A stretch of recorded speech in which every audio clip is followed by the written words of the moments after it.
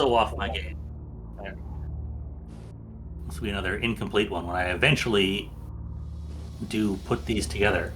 Though I couldn't get OBS to log into the browser, so I have no visuals. Ah, well. Anyway. Not that difficult, actually, to hire a car with sufficient seating for the group and storage space for your luggage. You are ferried away and end up in your hotel in downtown London. Fairly posh, really. I guess these are the benefits of having a massive bank account to draw upon, being managed by a lawyer back in New York. What you find, you've been rented 2 rooms adjoining. They're on the second floor of the building.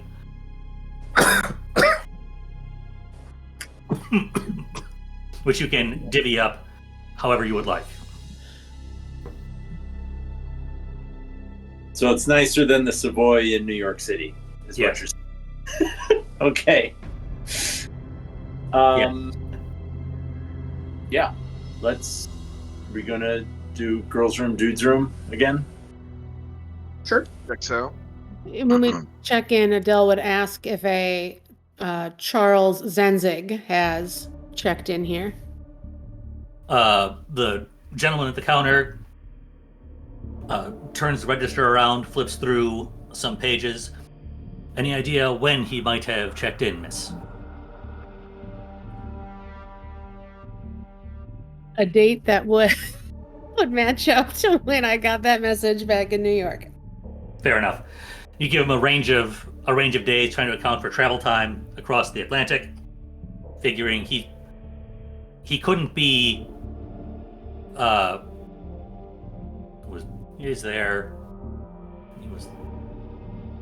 so he couldn't be more than 5 days ahead of you, at 6 days ahead of you,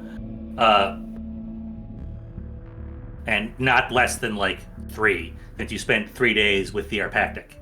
So you give a decent range, and it flips through the pages. Do you spell his last name, please? She spells his last name. Looks down the list. I'm afraid we have no one residing here under that name at present. All right. Well, if he does come looking for me or checks in, let me know. And obviously has my name because I checked in. Very good. I shall make a note of it. Would you like us to direct him to your room or simply notify you? Direct him to my room if he is here.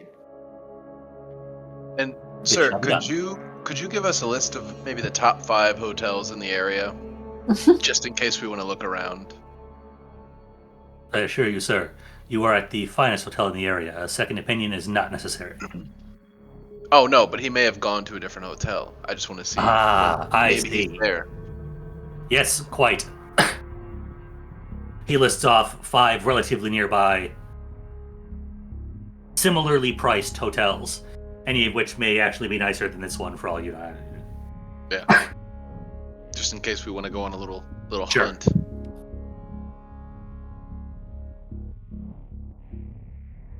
And then I'm going straight up to the room and Yep. I mean, what's left of my clothes at this point is probably no good. We should probably Yeah, do a you're little shopping. you're a bit beat up. You don't cut the finest figure right now. Well, why don't we clean up? We'll go on a clothing shopping montage, maybe. Get some British clothes, Ooh. which is a lot like the food, very plain and nice looking, Ooh. Definitely do some non-ship food. and taste terrible. Probably better than ship food. maybe? Well, I was talking about the clothes. Oh. So we're in England. They at least have fried fish, I assume.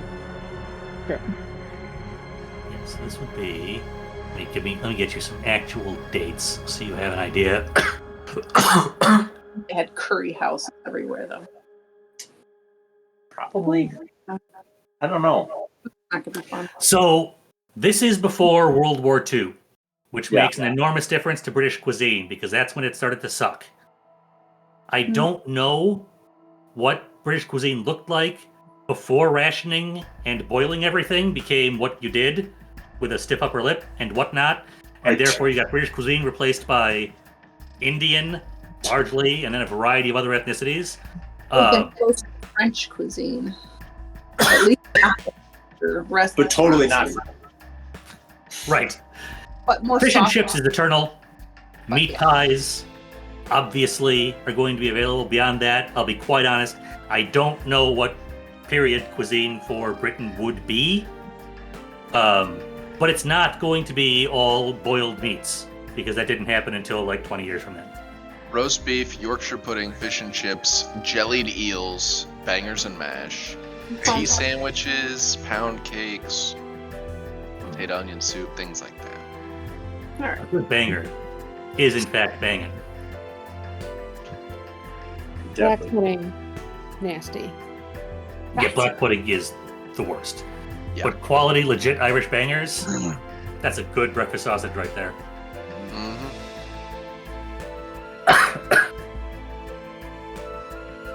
All right, Anyhow, so yes, particularly with your newfound wealth, it is easy to accoutre yourself. Accoutrement? Yeah, I assume, showers, shopping, get ourselves presentable. And Yep. then what do we want to do after that? Maybe we're going to go and find that Mahoney guy, or do we go to the Pembroke and Willoughby offices? Like, I mean, are they gonna? I don't remember, are they related? Because we brought the research materials. Those were supposed to go to Mickey Mahoney. Mhm. Ramsey is the contact we had in New York who is administering the will and everything. Yep. And he has offices here, or he works with Pembroke and Willoughby. The gentleman was not clear to you exactly what his relationship was, though he did mention that he was delivering a message from Carlton Ramsey.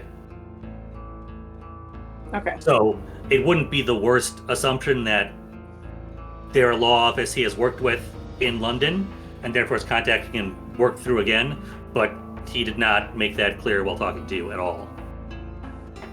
Okay. So I'd say we can start with him since we've actually seen him. Right. We can He's a- give he us the exists. card. Then we've also got Mickey Mahoney, who received the research materials that we Right. just brought over, who has something to do with the research, and Elias. Mickey seems more solid, so it'd be nice to wrap up the other stuff first before we go to Mickey. I feel like 'cause those are more not that they're going to be dead ends, but they're likely not going to have the same kind of. They're not going to be as interested in talking to us.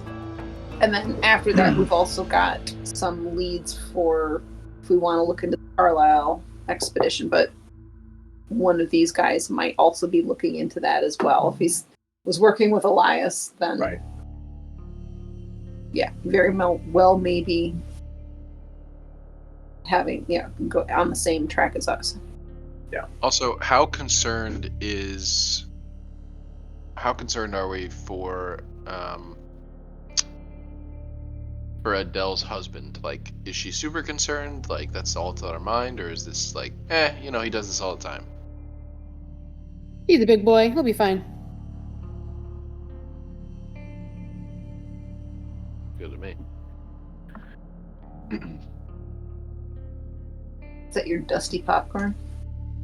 Also, while we're out and about buying clothing and stuff, I'm gonna keep an eye out for any shop in town that looks like it may sell Guns. guns or weaponry or anything like maybe like World War I memorabilia or something like that. Same for woo-woo crystals. Excellent. Big knife. Um, I only have a little knife. I need a big knife. so what's the plan to find those? He's going to try and find like a retail area and wander about? I mean, I'd imagine that we're going directly to like what is the equivalent of a mall? or like a shopping sector. Sure. And as we're being taxied through, And we can ask the I was gonna front say- desk.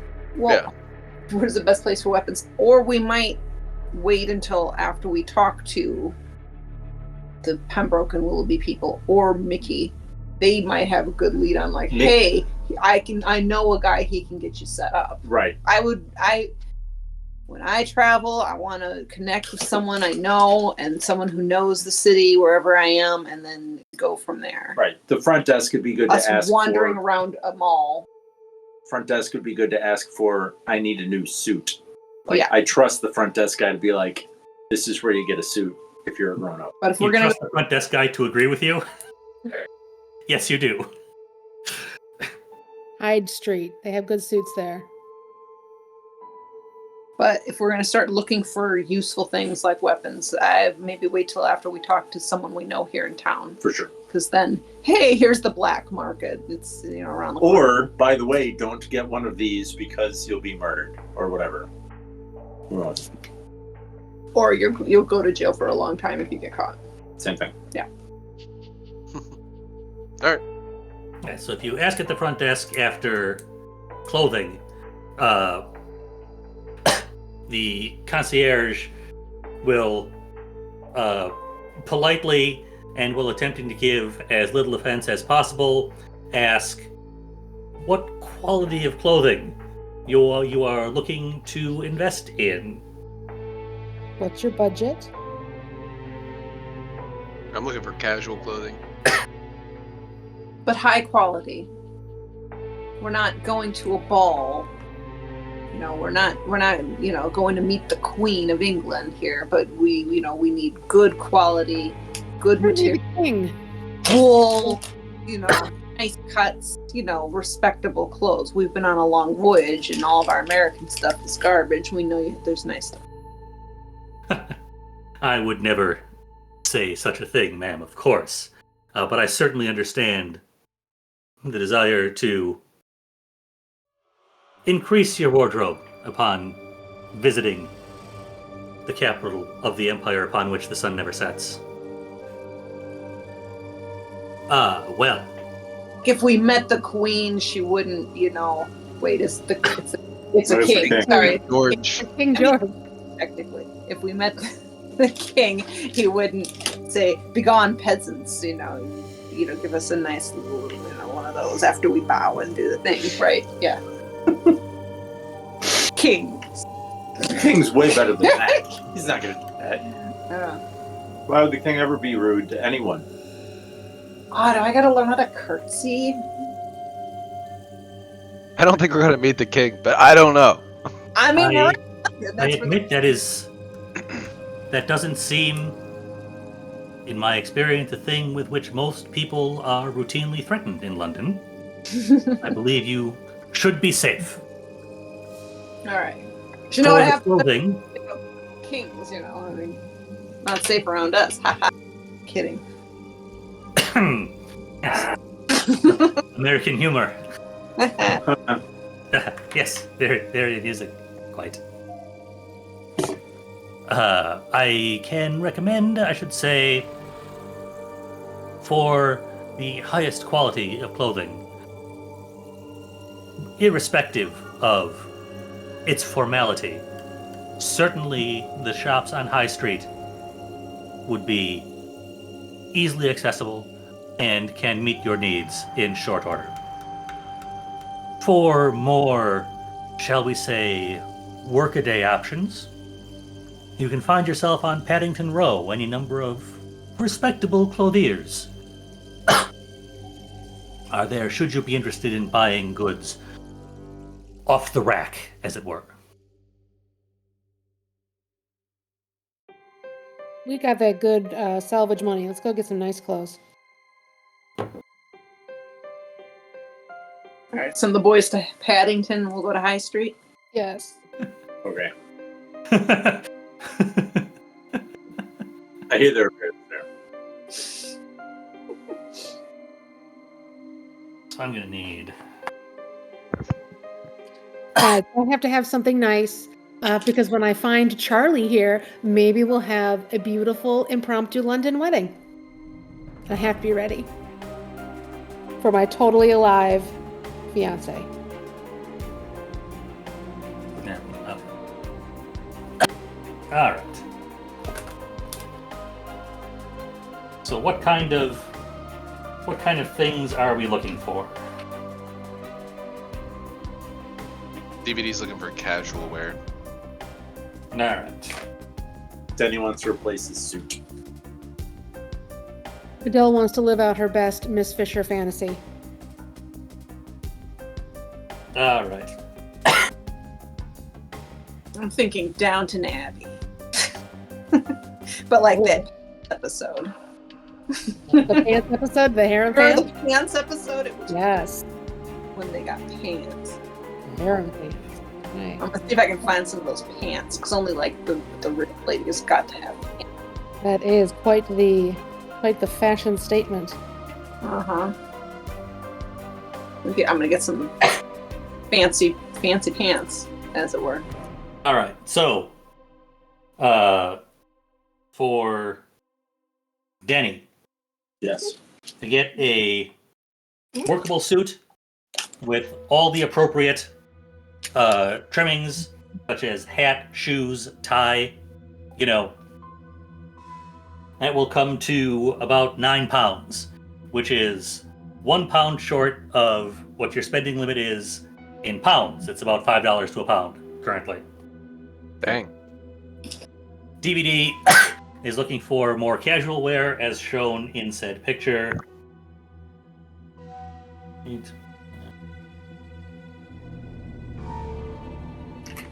I assume you'll want a hat because everyone has to have a hat. Yes. Sure, put it in. When you did your thing. Yeah, that will set you back about £2.50. So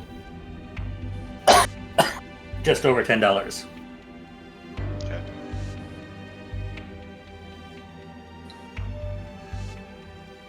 Meanwhile, we're looking for high-end dresses. Hell no. I want one of these Oriental pantsuits. Yeah, we're going with pantsuits. This is Fair enough. 100% Adele's bag. The Oriental pantsuit at that. I'd prefer more of the English wool type of variety, a little more durable and hardy, rather than these silky ones. Like a woman's hunting outfit. Ooh, yeah, nice. All right. So, starting with Adele.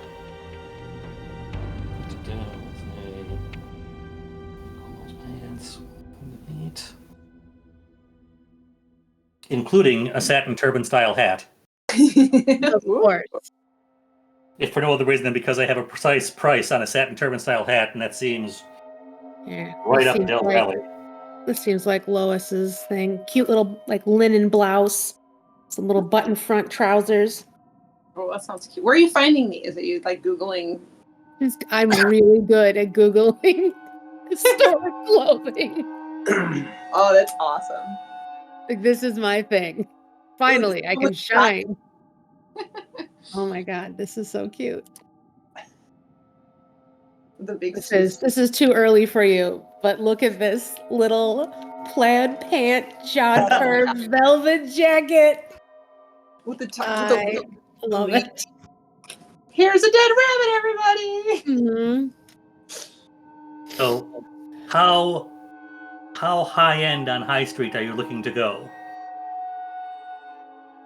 Adele? Yeah. Adele is new money. She's gonna spend. All right. She's going to her limit, isn't she? She wants So- the good stuff. For trousers similar to what you have pictured there, a nice pair of workable boots, not counting anything appropriate for attending a ball, nor anything dedicated towards, horseback riding. A hat, appropriately fancy under things, gloves,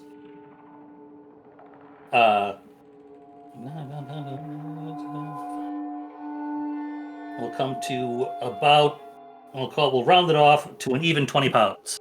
Woo. Okay. How many dollars? 100. That's over your limit? Or do we... She crossed the 50 CR Rubicon, so okay. that is over her limit, but not by as much as it used to be. But I'm it not will. putting money for that hat. Come back tomorrow for your hat. Okay. I am making note of what we're getting, and once I've got your cash on hand figured, I will deduct from what you get whatever you spend over at this point. But you've got enough money. You can absolutely afford to do this. Hey, also, didn't what's his name tell us to keep receipts? Anything that is part of our adventure? Yep, This expense is it. part of our adventure. Right. You are welcome to attempt to expense anything you like. It's just like it's not overpowering the way a lot of them are.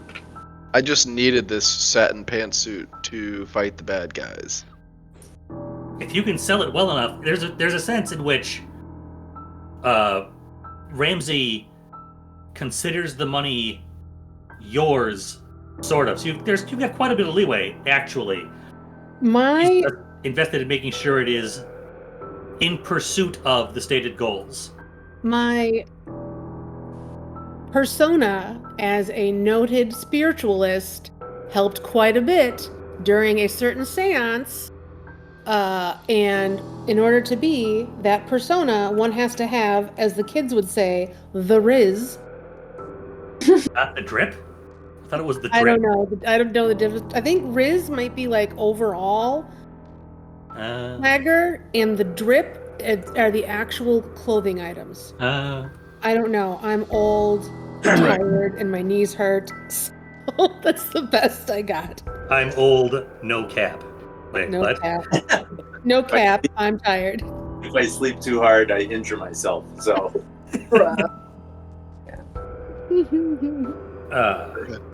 Cool. And finally, Lois, what kind of clothing are you looking for? Like these last couple pictures, a jodhpurs and outdoorsy outfit? Oh yeah, a little more, but like a wool blend. Something that isn't out of place in the city. Sure. What's the season that we're in right now? Like, what's the month? February. Oh yeah, you want late February.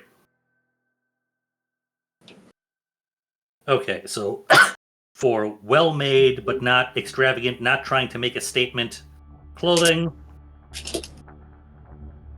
throw a nice sweater on there, a blouse. A jumper, Matt. A jumper. Sorry, a nice jumper. Quite right. Jumper, blouse. I'm subbing in the jumper for what would probably be an overly formal jacket. You can make that whatever you want visually, obviously. I'm trying to, hit the appropriate tone. Yeah.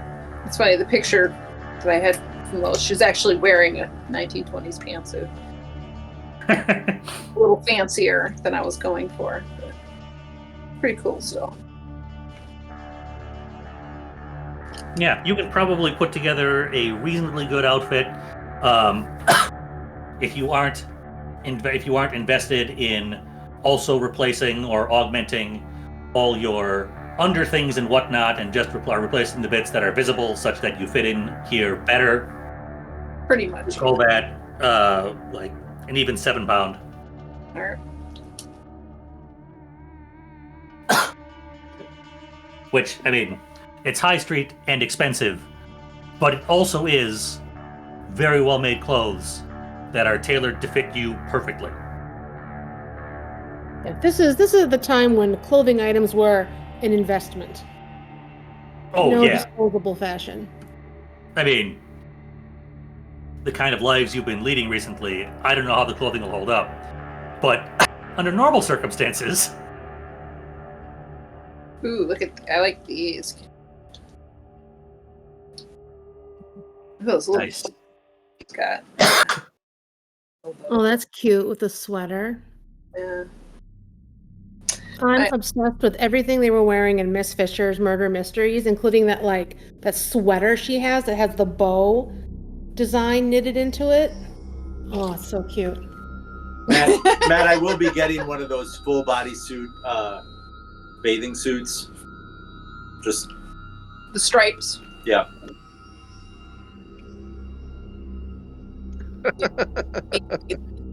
Isn't it winter?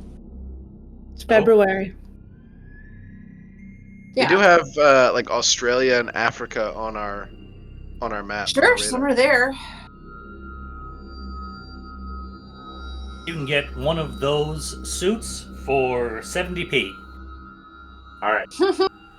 Nice, good bargain. Why do I not have this page flagged? Of all the things to not have flagged, the equipment list. Come on, man. Need that all the damn time. Alright, so yeah, in terms of specifically what you've gotten and how you look, that's largely up to you within the bounds of Adele. The sky's the limit. However you want to look, you can look. You just spent a shit ton of money on whatever you want your look to be. The clothes are the best. They are silks or the finest of cashmeres or whatever seems appropriate to the garment to you of whatever style you choose. Denny, you're shooting for the middle class doesn't really exist yet, but sort of an upper middle class kind of casual look. You're going to have a mixture of wool and cotton clothing. The style after that is whatever you'd like it to be. Denny, same sort of thing. You're going to have a nice wool suit. It's not perfectly fitted. It's not the best wool, but it's a good-looking suit with everything you need to be presentable in lower, high London society. You're not certain you could go to a royal ball, but you could probably go as sort of a merchant class guest of like a minor lord of something. Denny's trying to make up for the fact he's also missing an ear and sort of could be seen as an idiot tough. So that's the reason he's going for a higher end suit. Sure. Makes perfect sense. And Are you gonna get a hat? Yeah. When was World War One? What I kind? feel like a lot of people would be missing ears at this time period. a lot of people are dead at this time period. World War I ended in 1918. Missing an ear is really not that big a deal. No. But it is Denny. So And it's still, no matter how relatively common it is, it's still a human reaction. Looking at somebody missing an ear, like, that doesn't look right. You know. And yeah, at this point, I think you and Adele are the two crossed 50 for credit rating. So in terms of trying to impress people with your available wealth or to sell yourself as a member of a higher echelon of society, dressing the part helps and can sometimes open doors. You can walk up with some swagger and be a bit brash and have some people perhaps do a little kowtowing because you're clearly an important person. By important, I mean you have more money than I'll see in my life. So, you know. And Lois, while not quite as extravagant as what Adele invested in, you're going to have garments made of high quality wool, high quality leather, fitted to you, and within that, it can be whatever you want to describe it as. But that's kind of where you're at. You're prepared to go, like, fox hunting with minor nobility, pretty much. You're dressed appropriately for. Nobody here is dressed appropriately for, like, the royal court. That's not a level of wealth you have to have that done. No, but Adele also knows that spiritualism is also super big here. Sure. Yeah, it's right. It's not that you couldn't be there by invitation, but your clothes aren't going to open any doors at that level of society for you. That's not where you're at. But a landed count doesn't have a whole lot of money, but has some property, may need to marry off a daughter or something to recover.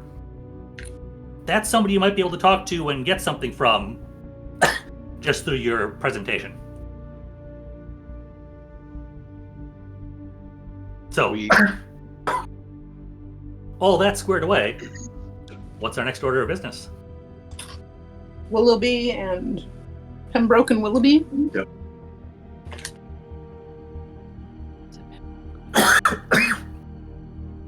easy enough. Barring anything else, I'm just going to assume that you are taking taxis around town.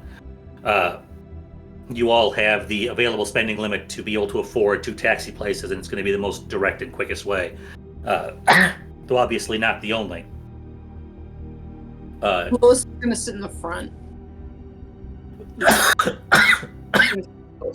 I'm like trying to get a hold. I'm trying to like figure out what it's like to drive on the wrong side of the street. Absolutely. You, at one point, say you're going to sit in the front and begin sitting behind the driver's wheel before you catch yourself and move around the other side of the car.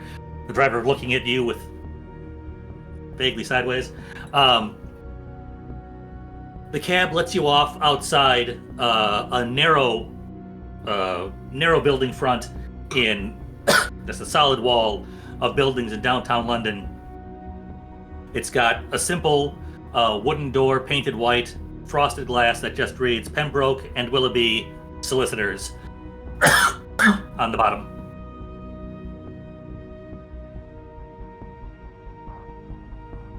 Denny giggles and walks up to the door. Walk up to the door is open. As you pull it open, a small bell tinkles. And you find yourself in a fairly narrow but well-appointed, obviously, waiting room with some nice furniture, a couple large plants. All of London's electrified at this point. So electric lighting and a fairly ornate mahogany desk on the far side of the room, behind which is sitting the fussy young man who met you at the docks, who looks up and says, come by already. Excellent. What is it that we here at Pembroke and Willoughby can do for you this fine day? What was your name again, sir? You're not Mr. Pembroke? My apologies. I'm afraid I'm not accustomed to the tenor of the docks. Not my usual, shall we say, idiom. He bows slightly to you and says, I am Edwin Grimsby III, miss. I am pleased to make your acquaintance. And you are? I'm Adele Silvermoon, noted spiritualist, and I guess adventure seeker. How thrilling. That means you, ma'am, must be, Miss Russo? I go in and shake his hand. Well, yes. Yeah. Excellent. Yeah. What's the name? Very Edwin pleased Grim? to make your acquaintance. Grimsby. Grimsley, yeah. The third. Edwin Grimsby the third. And turns to the doctor. I assume you, sir, then are Dr. Von Doyster? Yeah, Dr. Michael Von Doyster. Pleased to meet your acquaintance. Pleased to make your acquaintance as well. Yes, and then you must be Mr. McDermott, I assume. Yes, sir, Denny. And he'll shake his hand kindly. Yes, quite. He's very pleased to meet all of you. Mr. Ramsey has indicated that we should provide whatever assistance to you we can, though, and I admit this is a bit crass, I must also note our instructions are to provide you assistance in aid of your investigations. Should your requests or requirements move outside that, we would need to negotiate some fees. Within the bounds of assisting in your current investigation, however, our services, within reason, are at your disposal and will be remunerated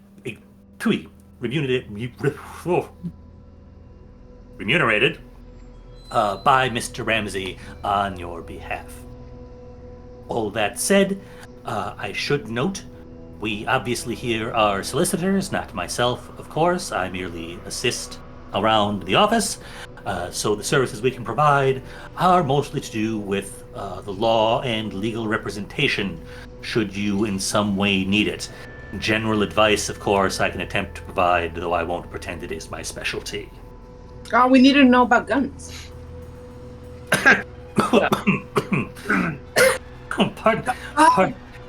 Pardon me. If you could Clarify that question. So We had I to give up our I guns at left customs. my guns with the Say customs. more. And All of Yes. our guns. to Yes, of be course. to be honest, as a man of the woods in America, I feel somewhat naked without one. But I also have no interest in causing problems where I am a guest. So I just wanted your input on how that works. So like a temporary guest license for guns or something, you know. Yes. Maybe Well- like a gun, tourist gun. I confess to some ignorance as to how these things are handled in the United States. But I am afraid to say that personal armaments within London are not usual, shall we say. That said, in light of the fact that I am led to believe that you engage in what some may call Ghost fighting. adventures, ghost fighting, certainly, I can understand the desire to have some ability to defend yourself should the need arise. My recommendation would be twofold. It is one might need to go just outside London proper, just slightly into the countryside. It should be relatively straightforward to purchase yourself hunting shotguns. I can recommend some fine models, though I admit I am not myself a hunter, so my personal experience is, well, non-existent. I was tempted to say limited, but that would in fact be a lie. It is non-existent. I have never myself held nor fired a shotgun.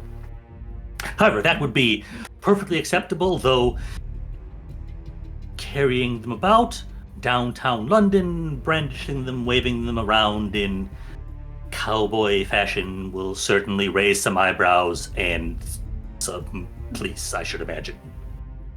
But some of a knife or sap, I don't know. What is there anything people normally Like this? would carry? What such blade? Yeah. You ask quietly without brandishing blades. Your personal goods along those lines are certainly acceptable. Again, disturbing the peace by brandishing weapons in London may cause legal complications, but certainly it is no harm to be carrying such items on your person. Don't, draw down on someone in the street if you can possibly avoid it. As long as they're not a Solicitor's office would be appreciative. Yes. Outstanding. Thank you very much. All that said, another option certainly would be to contact the constabulary. The issuance and monitoring of firearms within the city itself is their purview. Be aware, there are two constabularies due to some uniqueness in how the city has grown and been lit out. The Metropolitan Police are in charge of the City of London, which, somewhat confusingly, I imagine, is a square mile which includes this building and your hotel and some things that you would think of as landmarks, but not much else. Outside that, in Greater London proper, the London Police would be the organization you would need to work with. And while they do work together reasonably well, if one organization grants you permission and the other does not, one may not assume that the former will apply to the latter, if you understand what I am saying. Yes. Okay.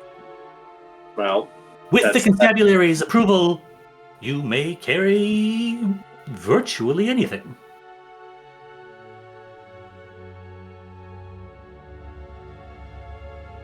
well, that's probably my biggest question.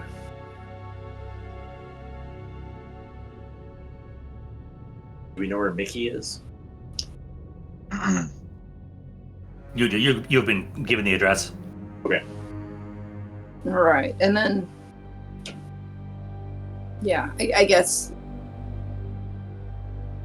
this law office is more of someone we can go to for how to get it, things or how to. Let's be The honest. how, not the like. Why we're here. They'll bail us out of jail. There are a contact. There are but they're not involved in investigating anything, correct? Oh my, no. We are solicitors, not investigators. All right. Do you know how one goes about getting an investigatory license in this area? Off the top of my head, I'm afraid I do not, though I'm certain I can look that up for you. Sounds good. I shall do so. He bends down to his desk, pulls out a piece of paper, and writes a note on it. Sounds like wood guns. Woods guns is what we're looking for. But I'm sure we won't need guns right now. Oh, After yeah. all, I got this cool knife, and he pulls out the African throwing knife. Oh my. Yes, Right. that looks quite capable, sir. I guess. Thank you for being here. For if we need you, I guess we're gonna start our investigation with Mr. Mahoney. Yep. Before we leave the office, Adele would give the information about Charlie Oh yeah. Maybe they. to Grimmy here, and whatever he needs to do to find him, including hiring a PI, Adele will pay for that. But you know where he's at. So all the details: when he was expected, who he is. Sure. She's worried about her fella. We have occasionally worked with investigators in the past. I am certain I can contact one of them and have some questions asked, trails followed, etc. And I will notify you should I receive any useful information. Wonderful. Thank you. You're quite welcome, miss. Oh, I almost forgot. One service we can provide is we are connected to the International Telephone Network. So should you need to contact Mr. Ramsey, you can do that from this office. Obviously, we would prefer that be reserved for true need. Telegrams are almost as fast and materially less expensive. And quite reliable. Transatlantic telegram service is easily available in a number of places in London. I'm quite certain your hotel can either take a telegram for you or direct you to someone who can. But should you need prompt communication with Mr. Ramsey, bearing in mind that we are 5 hours ahead, we do in fact have a telephone line connected to the transatlantic cable. Awesome, thank you. I believe on to the investigation at hand then. Yes, I forgot to review our notes and clues for exactly what is available in London from the big folder of stuff. Yeah, I think we're starting with Mickey. And then from there we can go to the Carlisle. Well, we're investigating the Carlisle expedition in general. What I had put down from notes was the one thing we had in our initial packet of Carlisle expedition things was there was one. Was it some Pennyhue Foundation, something like that? Let me look. And it's on my conspiracy board here. Yeah, Pennyhue Foundation. One of the Pennyhues, Aubrey, was the leader of the team in charge of excavations. The Carlisle group, the one that disappeared, called themselves the Penhew Foundation. They started in London. They did their research in London before they went gallivanting off to Africa. We have an address for an Edward Gavigan, director of Penhew Foundation, that we can also visit. We can talk to Mickey about that, see if he knows anything about it before we just knock on that person's door. Be like, we're talking, Right. we want to know about all the people that were part of this expedition. Yeah, definitely better to gather more information. And if you don't have the physical evidence handy, all the excellent. The electronic copies should all be available on your journals in the game under Masks New York. Though I have now realized that among all the things I have prepped, I have not made journal entries available for anything you may find in London. So for the time being, I'll have physical copies only for anything you find. I'll rectify that before our next session. It just dawned on me as I was looking for them, like, shit, I didn't actually put those in here. Damn it.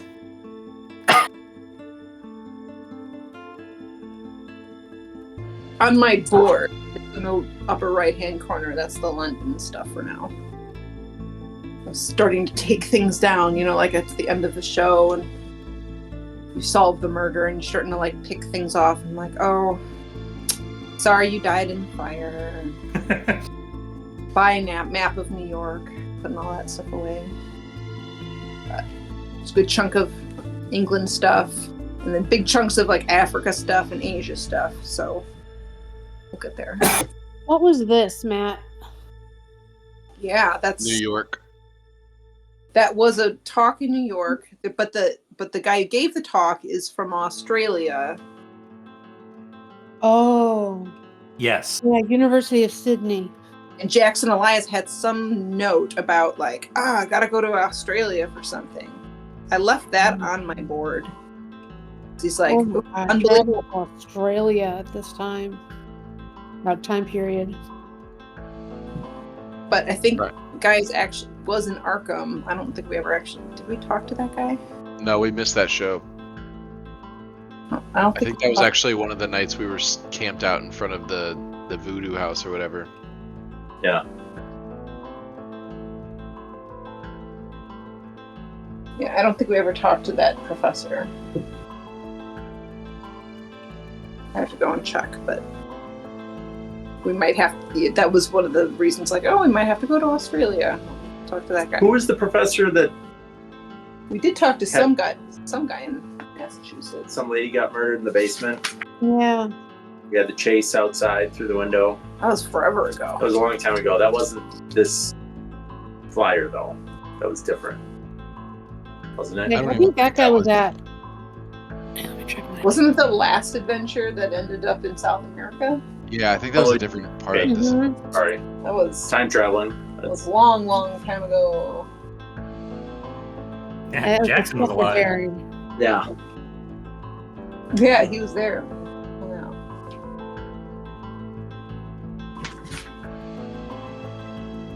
Okay, so on to some more clues. Taxi to go see Mickey Mahoney. Yep. Yeah. All right. So you hire yourselves a cab to take you to the headquarters of The Scoop, local London newspaper run by editor Mickey Mahoney.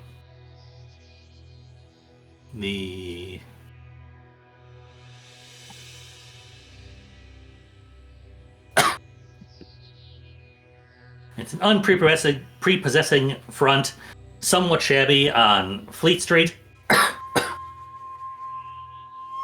But you make your way into the building, announce your presence to the lady at the desk in the front room, and are quickly greeted by Mickey Mahoney.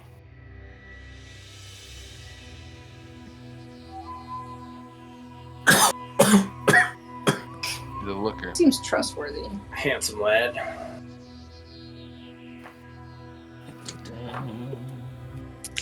Also, I love that the AI made this rightmost building just titled P. Yep.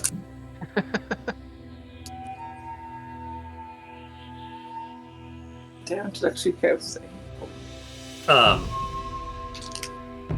Right. So he's a fairly thick, heavy-set, almost painfully Irish-looking dude. Bright red hair, pug nose, chomping on a cigar. Comes down, looks at you. You must be Jackson's friends.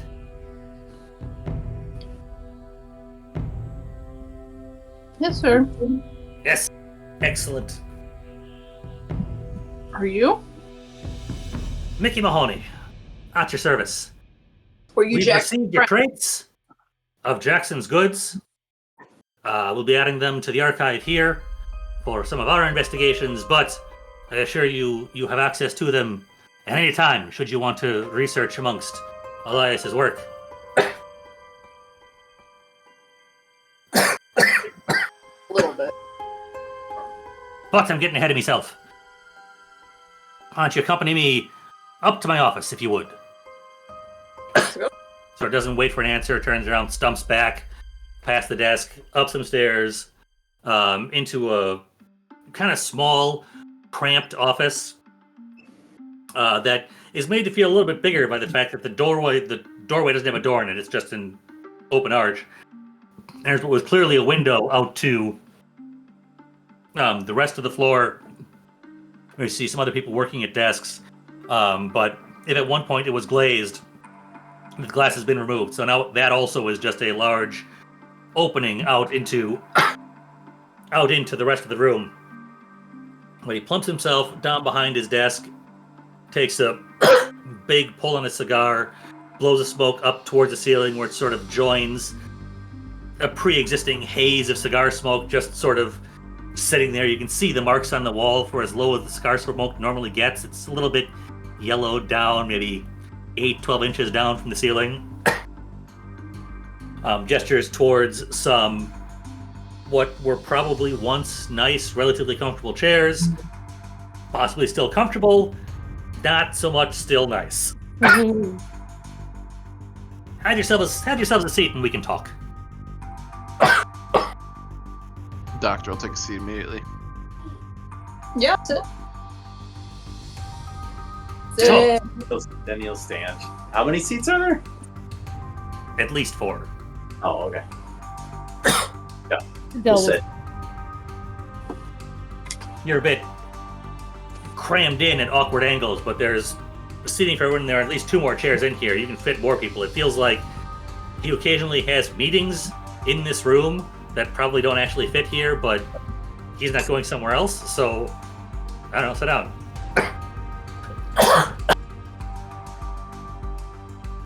So, here you're following up on our dear departed Mr. Elias's work. What is it I can do for you? Well, we're looking to finish what he was working on for his last project before he was murdered. Any sort of additional payback will be appreciated, but I suppose it's necessary. He was a good friend of mine, good friend. If you can find out what done him in, and do them in return, and could be doing the world a service. He was a good man. We did our best.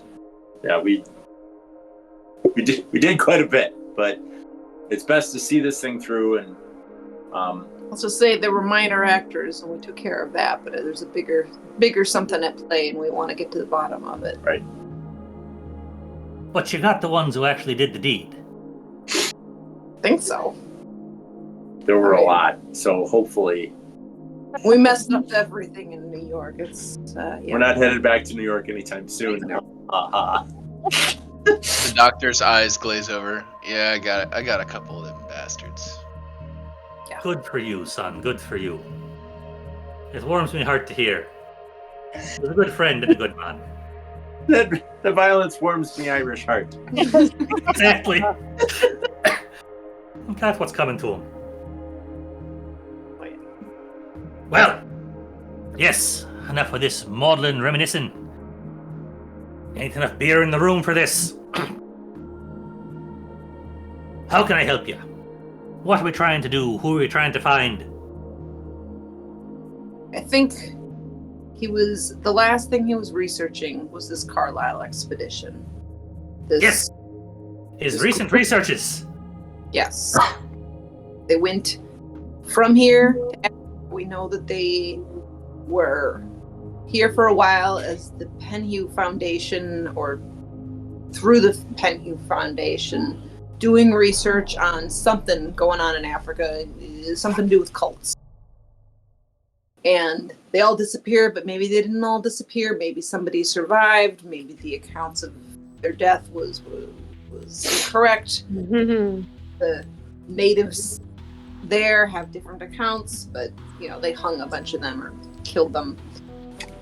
Anyways, I feel like we need to get to the bottom of that. But there's something bigger going on, and Jackson knew it, and that's why he was killed. And then we believe maybe some of the same cultists who had something to do with whatever was going on in Africa were the ones that killed him, because this cult of the bloody tongue is what we uncovered in New York, and what we put a stop to in New York after we found their lair of sacrifices and zombies and everything. So, anyway, we would be happy to share whatever we know with you if we want to add our notes to your notes, but we want to know where to go from here. So Penhew Foundation is the first thing on our list, but if we can get any other leads, that would be appreciated. And we did, just like, I'm looking through my notes, the seance we did was with Erica Carlisle herself. And did she make it seem like her brother wasn't dead? Yeah, she does not believe he is dead.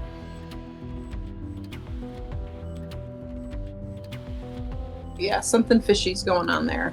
And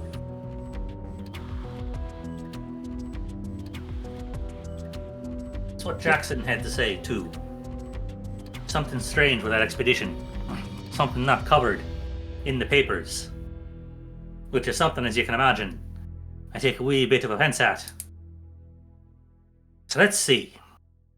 When I last talked to him, he had mentioned the Penhew Foundation and wanting to talk to someone there. Can't rightly remember who that was. But he wanted to arrange a meeting. That I know. I don't think he mentioned to me the whys or the wherefores of it. I've got written down Edwin Gavigan. Gavigan. Gavigan. That name sounds familiar. That must be him. That seems like a solid lead. He was also, when last he was here, there were 3 things he was trying to follow up on. I'm trying to call to mind the details. I recall, I'm positive, I know the headlines. The details of the cases are escaping me. But what I can do is I can give you access to our archives. Conveniently enough, it's where the crates will be also, so if you need to research his research, research his research, very funny, they'll be there as well. You're welcome anytime. Well, anytime during business hours. I'm not giving you a key to my office. But come during the day, I'll make sure you're allowed in and to the archives. I think I've got... He pulls out a piece of paper, begins writing some stuff down. He spent a lot of time browsing through the archives himself, looking through the back issues of the paper. I recall the 3 things he was looking for.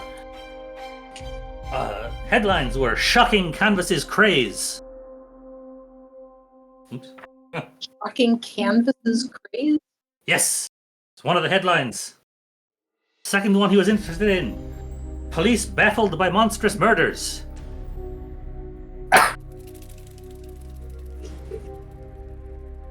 And then, finally, a fine bit of headlining, if I do say so myself. Slaughter continues. I'm afraid he didn't talk to me about what he was hoping to find. And I admit I've not been down to look them up myself and don't recall them. But, as I say, you're welcome to visit the archives. We have copies of everything we've ever published.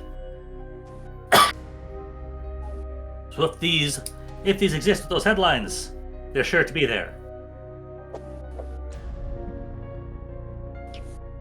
If I recall, he mentioned, they were all unsigned. No byline. We do that sometime, give them a little bit of an extra whoosh, if you know what I mean.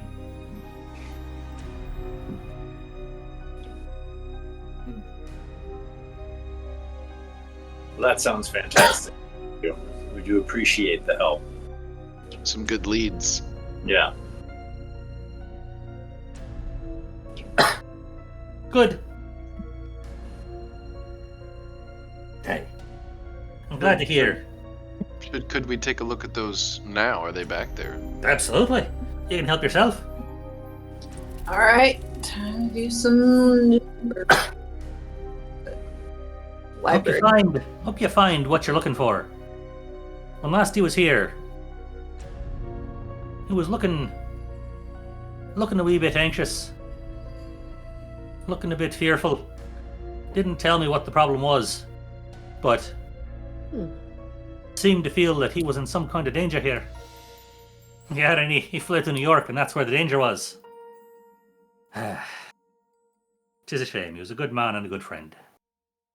But Good thing we're here safe and landed. no time now for such things. The archives. Out me door. Turn right. Turn left. Down the stairs. Straight ahead of you. Can't miss him. Take up most of me basement. So, what is the publication? Do we know that? The Scoop. The scoop. His publication? Yeah. Yeah, The Scoop. Excellent. We will travel to the archives. Well, the doctor will, at least. All right. So, if you head down to the archives, if someone would like to give me a library use roll. I think I played library. That then Denny. I'm okay at it. I have 56. Go for it. I got 70. Hey, you go for it. Oh yeah, I didn't do so good. Is it just I one assume roll? we can all roll if we want. We'll let the doc roll because we were going to do that anyway. But yes, it's going to be a collective. Whoever's the highest, go ahead and roll. But yeah, doctor, roll your library.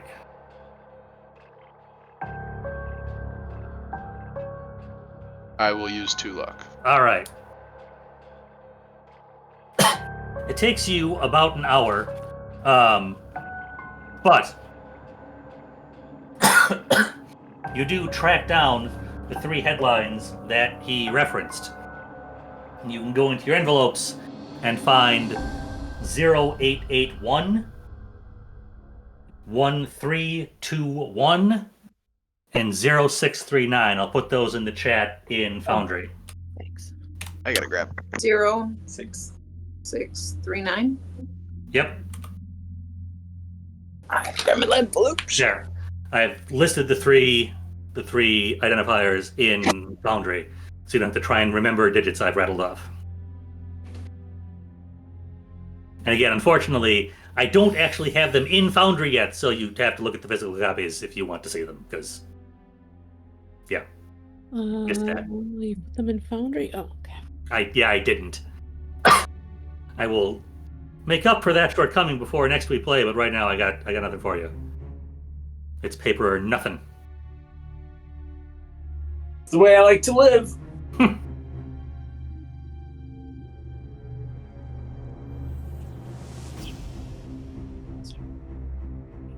Oh, none of these have letters in them, right? Yeah, these don't. 0881 1321 0639. I have all these envelopes and I haven't organized them, so it's like it's just a giant stack of unordered envelopes. Hold on. You gotta get 1321, I got. Mine were all in order, Miss Stack. 0881, I got. Where are they? In the way when I was wrapping presents. Give me a minute.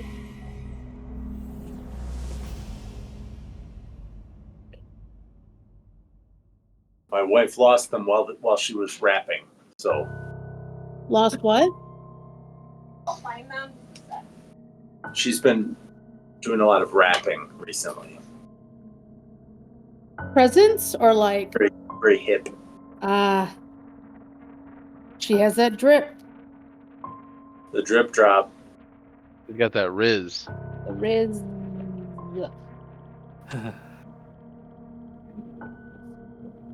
The Grizz. The Grizz and the .com. Killer So beast. many envelopes.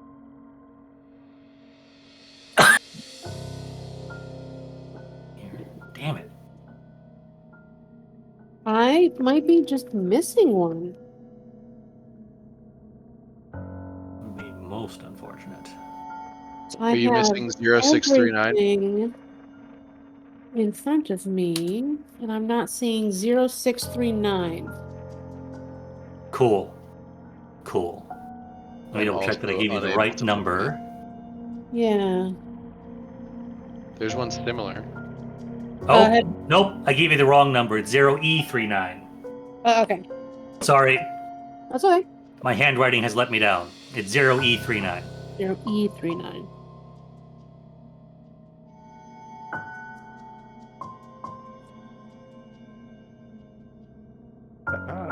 And I continue to be plagued by my computer. I think strange things are afoot with my computer. Uh-huh. This is up here. Bring it out. I was on the table. This is a D&D. All right. This stuff looks like it. Where? That. Oh, Yeah. oh. And That may be just- your version? That might not be the. These are all paper clips. And Matt, these are not dated. Are they dated in the archives? They are not. Crap. Could What we? What was the wrong number? Last The year. wrong number was 0639. The correct is 0E39. Yeah, we may not have them in this. I think this is the first round. Let me see if I can quick throw these somewhere that is useful. I found all three, so I can. I put them someplace safe, and then yeah, because mine were in order.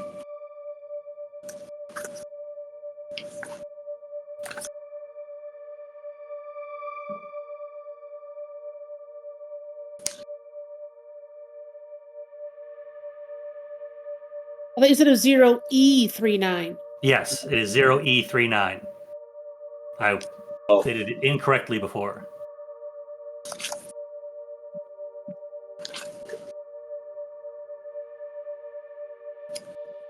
Yeah, I think these are all This from is a our prior- list. Okay. Oh, I put them someplace safe, and then I forget what I did. Where's my Denny? Here, I can take a picture of what I have and put it in chat. Yeah, I'm throwing them into Discord as images right now. Oh, you are? Okay. Then I Yep. Would Into we know our. that- Will that be big enough to read? I hope so. Yes. Okay, that should work. Yeah. Would we know that? Like, would we know if these are like 10 years old or like a year old? You found them in recent Okay. coverage, so these all seem like they were quite fresh when Elias would have been looking at them.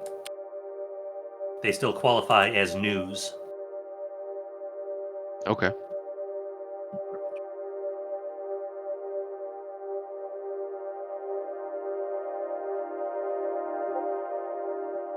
There. So all three are in the chat attached to this call in Discord. Still not in Foundry where they belong, but at least nobody has to go without this Christmas.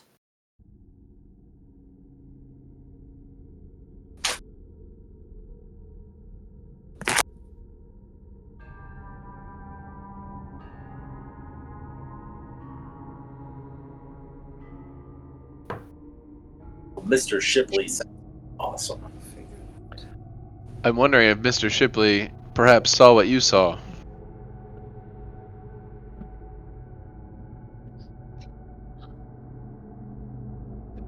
Oh. Wow. The mini quests have arrived. I don't know what you mean. Love it. I'm super interested to get out to the Derwent Valley residence.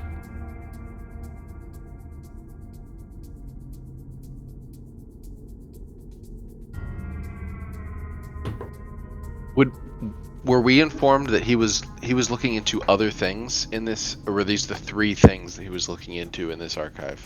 These are the things that he had asked Mickey about and went looking for. Okay.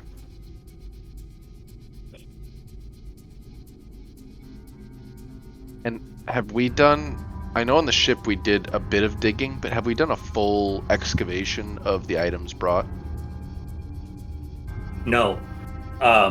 That said, without a specific thing you're looking into, it's going to be tough to pull anything of note out. It's a lot of different journals, clippings, occasional artifacts, and whatnot. I think it's sort of a backup auxiliary research module, sort of like it's Gotcha. Basically, a cornucopia of. I do not have an exhaustive inventory of what's in there. It will come down to library use roles should you want to research there. Sure. And getting the list might actually end up excluding something that we would end up needing later. That too. That here's everything in there. Ah, shit. Nope. You can't find that in there now.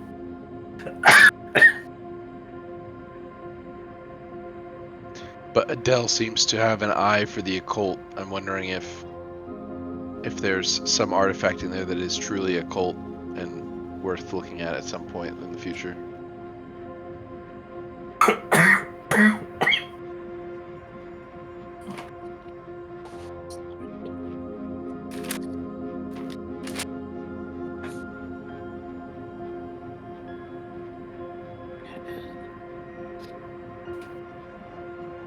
So we might be dealing with our own hounds of the Baskerville here. Is the slaughter continues supposed to be connected to the other grisly monstrous murders? Why is it called the Egyptian? The clipping contains all the information you currently have. Yeah. But we've got Inspector James Barrington to talk to about that. We've got 3 live people to look at and talk to in all 3 clippings. And it's Mickey's paper. And it's Mickey's paper. He didn't remember the articles by headline, but with more details, you never know. Yeah, we'll talk to him about that. Should we do a break first and then we'll figure out what we want to do? Yeah, we'll take a break as soon as we'll have read and want to make sure that they have any immediate questions I can answer them. I think break and come back and you decide what to do with the information.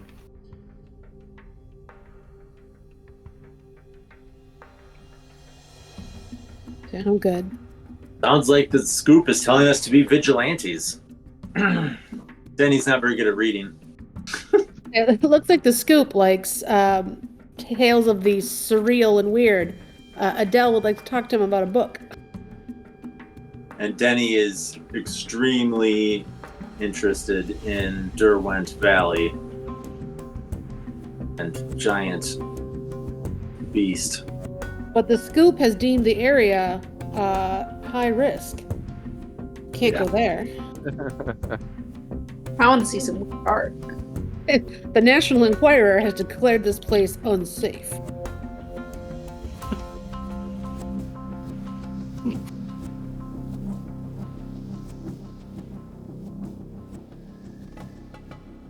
Cool. Everyone's had a chance to at least glance at them, has access, and don't have any other immediate questions like, are you sure this is the right article? We can take our break and reconvene, shortly. All right, sounds Okay. good. Thank you.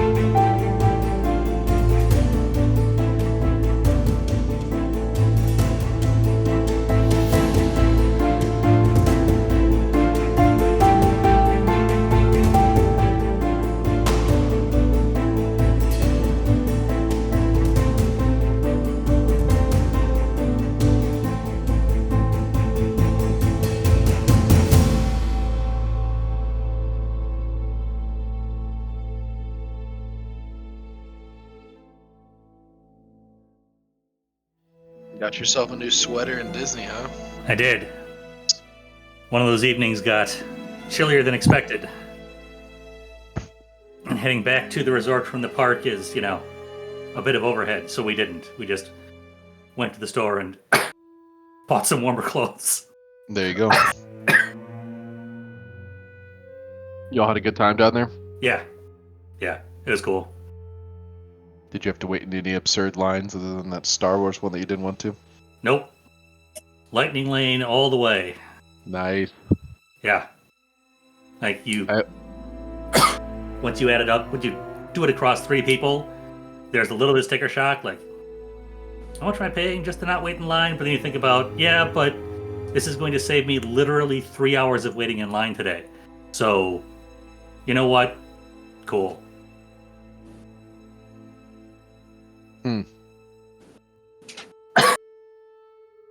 Did you guys have any favorite rides that you went on? Anything new? Went to Epcot this time. We did the other 3 last time. Skipped Epcot. We included Epcot this time. I had never been. If Katie had been, it's long enough ago, she had forgotten. So that was all new to me. There was I forget what it's called. Like, it's like you're training for a rocket to Mars thing, which I really enjoyed and may have broken Katie. That did not go well for her. No? No, it's all centrifuge based. Oh. He's not good at the spinny rides. It did a pretty good job of simulating 0G, actually, which was sort of impressive. It's aided by the fact that you're, secured down to a seat, so you only really have one axis of force you can feel, but if they lift you off the seat at all, it feels like 0G suddenly, despite the fact that you still have gravity acting on you, but in a direction like back towards the back of the seat, because I assume they have it tilted out and spin it to how you feel, negative G's from bottom up. And it did a pretty good job of conveying the intent. Like, yeah, you're weightless right now. You're obviously not, but... You're talking about the vomit comment? Yeah. That was I bad enjoyed news. I enjoyed it, but yeah, I was almost the one that barfed on a Disney ride. And I am not going to be the one that barfs on a Disney ride. Not So today. this ride is the one to do it on, since it had actual barf bags in the cabin. Oh, that's my an God, indicator. that was... Yeah. Well, the problem was we did that one, and I legit had to stare straight ahead and use every fiber of my being to not vomit. And then we did the racetrack one, and then another. Me pay for a lightning lane to go sit in a Chevy ad. It was a hoot. It's a roller coaster, though, like a legit It was roller cool. coaster. Thankfully, a real roller coaster, not VR, or the centrifuge. And then we did Guardians of the Galaxy, and then the other space one, right? Like bing, bing, bing, bing, bing. I was in trouble. Guardians was cool. I just do with that. Gotta bring some pocket Dramamine. That is the one thing of all the myriad ways my body has chosen and chooses to let me down as time progresses. Motion sickness is not something I suffer, aside from trying to drive a car in VR in Project Racing, which infuriates me. But everything else, like little boat on a lake, kayak on a lake, little boat and like blue water sailing outside Hawaii, big plane, little plane, helicopter, roller coaster, big drop ride, centrifuge ride, and whatever. I was the one that barfed on the boat in Hawaii too. Yeah. I might be in denial about me having motion sickness. You get car sick too sometimes. I do. I haven't vomited though, but that was the closest I had ever come to just vomiting on everybody. I've thrown up deep sea fishing, but That's the only time I've had any sort of like actual motion sickness. The That was movement of the the one. ocean is bad. Before we got on that boat, that's the one time I was thinking about, do I want to just like take a Dramamine to be safe? And I decided against it because then I wouldn't know. Yeah. Maybe I'll suck it up so I know, and it was fine. Now this was not like rough water. This was a clear day over a nice crystal blue sea. We could go float and look at manta rays. But it's that But up it was and also the down. ocean. Like, Yeah. And I wound up eating the fishes. yeah. I need to keep exposing myself to that racing game in VR in smaller increments and see if I can just build up my tolerance. I really want to be able to do it because it was awesome while I was doing it. It was so much easier to drive a video game car like in a cockpit view when you can turn your head. Yeah. I always have to race with the camera behind the car because I can't see around me at all. Like I need peripheral vision, and the only way I can get that is to put the camera back here, which You remember? is less Do you cool. remember when Quake, was it Quake or Quake 2, had the ability to stretch your screen so that your screen showed like Yep. 270 degrees around Yep. you, but it was square? That was weird, but cool. It was. And if you got good at it, it was a hell of an edge. Yeah, I don't think I've ever seen that in another game since. I'm not being able to turn it up anywhere near as high because Quake, you could put it. I don't know if you could do 360, but I never found a limit for how much you could try and squeeze on screen. Yeah. Newer games will let you change your field of view, but they'll top out at like 105 or 110 degrees, which is still starting to fisheye some, but it's not like 125 degrees. Yep. Just give yourself the dial, like how much you want. Like, Yep. With a button to change it to 30 for your sniper. Like, Yeah. click. Whoop, boom. Double kill.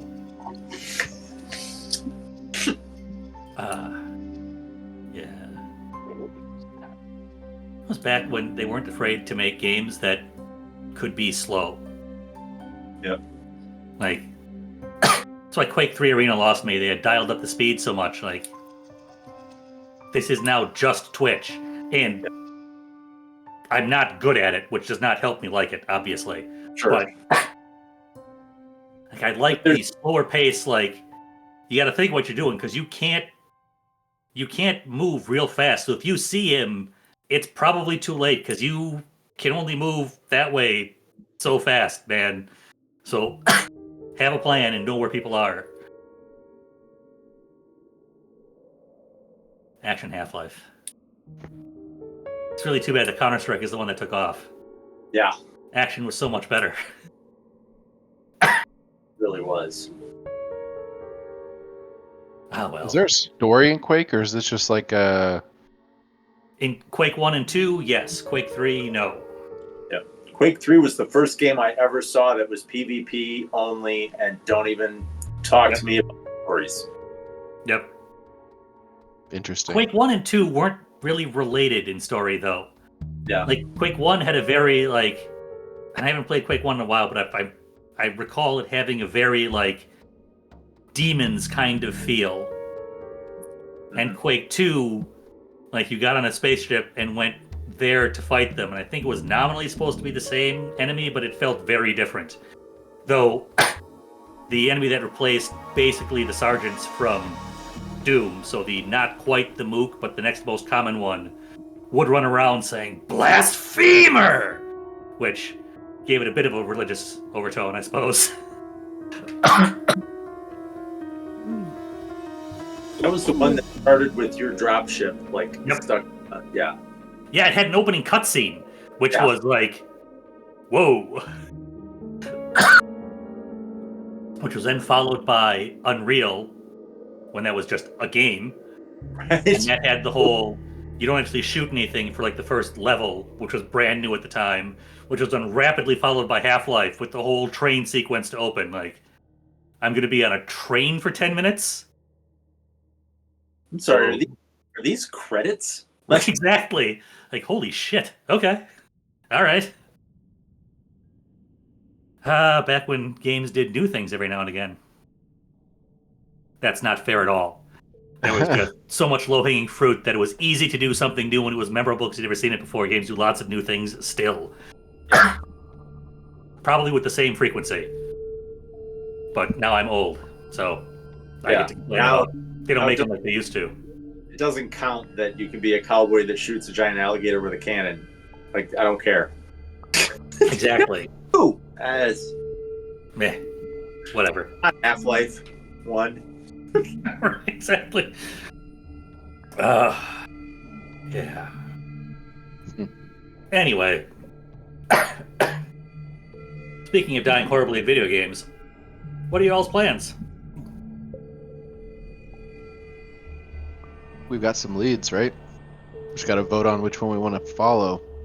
None of these seem to have anything to do with the Carlisle expedition, though. So, Well, I guess we can choose our main quest or side quests. here's the thing. The Carlisle expedition is a place where you could go to see a bunch of crazy stuff that would let you paint crazy paintings. So, we could at least... Carlisle expedition isn't a place. Well, they went to a place. Africa? Yeah. It's a place. Okay. I don't think was this artist guy- went to Africa. He's No? just some English artist. Okay. Never had any He- training. It explicitly mentioned trenches, I believe. Well, it said something like, yeah. Oh, it said the paint Great War. scarier things than you'd see in the Great War. Right. So as far as I can tell, these have nothing to do with anything other than they're weird. Okay. But if we want to look around, seeing what's going around London before we go and check out what's happening at what do you call it, the Pennyhue? What was it? Penhue Foundation. Right. Because that was our only other lead, was going to the Penhue Foundation and seeing what they had to say about Carlisle expedition. But if we want to, I mean, this was what Jackson was looking at, and so we're continuing his work. So maybe we should follow up on these things before. Like sort of this collapsing satellite progression of some outside things that are all sort of moving towards the main thrust of the. Yeah, it's reasonable to think that if Jackson was looking at the Carlisle expedition, came here worried, timid, scared, anxious, whatever it was, and this is what he came to directly after or during, that maybe there's something to do with it. I vote that we pick one as a group, we go check it out, and then we circle back to the Penworths or whatever they're called. All right. So should we find the weird artist? Should we go to Derwent Valley and talk about the werewolf? Or here in London, I guess, would be the Egyptian murders and Inspector James Barrington. Maybe because the victim was Egyptian? They said he was an unidentified foreigner, so maybe he's an Egyptian. Yeah, but then they had Egyptian murders in quotes, like it was something else. Maybe the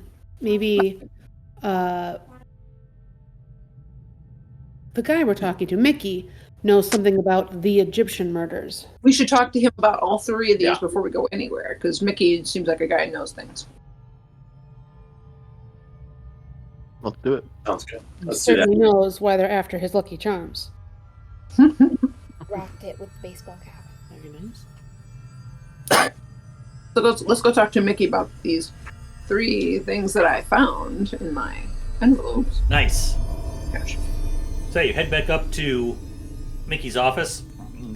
He's head down, scribbling something on a pad of paper. Looks up as you walk in.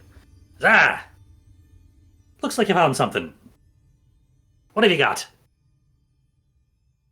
All right. See if you have any more information for us on these. Now that maybe we can refresh your memory. All right. First one. It's a weird artist named Miles Shipley making creepy paintings. Doesn't say you know where we can find this guy. I do remember that now. Yeah, there was an art show that this fella, that Miles Shipley, gave. It was not a successful show. If you measure such things by number of the paintings you sell, I don't know that anyone bought a single one of his paintings. But it certainly did make waves amongst the sort of people who go to art shows like that, which I admit not normally sort of my turf, as they say. But everyone who saw it had something to say about it. It seemed to fit in with our coverage. I don't recall a whole lot of additional detail there, but I can tell you where to find Shipley. Oh.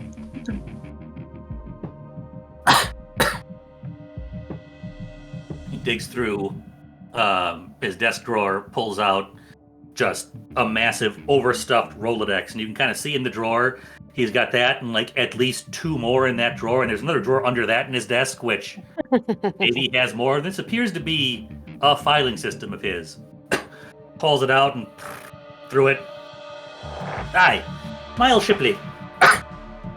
Number 6, Holbein News, Chelsea. Holbein News? I don't. This is where we get into the British stuff where, like, I understand all the words you said, and I don't think I understand what that means. Upper North Southwest Inghamshire. Yeah, thank you. Where is he located in? Like, what was the name of it? Chelsea. Chelsea. Oh, yeah, Chelsea. Huh. That's my football team. Number 6, Holbein News. Hmm. He's the center, right? Yep. Having a bit of an off year. Pulled a hammy. Hasn't really come back right. Mm-hmm. But for what they're paying him, he's got to play, so. Mm-hmm. I just listened to a Scamfluencer's episode on the Global League fiasco in football. Another, like, Saudi Arabian sport washing endeavor. Sort of. Cool. Chelsea and Tottenham were both involved. Those scoundrels. I don't recall much else there. They printed the story. Bit of a flash in the pan. As far as I know, he hasn't had a show since. All right. Yeah, he's local, so he's a good one to start with.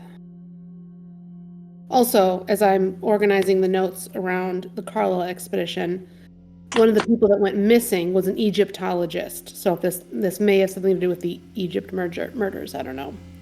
Yeah, there's some Egypt things. Yeah. Oh, we missed the opportunity to talk to someone related to Hypatia Masters. She was a New York socialite who went missing on the expedition. Oh well. No. Yeah. All right. The second story was the Derwent Valley murders. They shot a dog. There's a survivor named Harold Short. I guess we would need to go to Lesser Edale in Derwent Valley. But if Yes, the Derbyshire horror. Aye, that was a treat. It was picked up in the Derbyshire press. Made the papers around there. I saw it, rewrote it for us. Didn't find much in the way of notes, but talked to some folks. Well, mountain out of a molehill, I say. I don't know if you're familiar with the myth of that black dog that goes round these parts, but Derbyshire, square in the middle of it. So whenever you hear someone talking about a man-sized dog savaging people, it's never the case. It's an average-sized dog, or less often some kind of big cat, often brought here from some adventurer overseas, finds out they can't keep a cat, let it go, roams the moors. Finally, in the imagination to the sorts of rural folks who populate these villages. It's a black dog, size of a man, running around on the full moon, clawing you to death.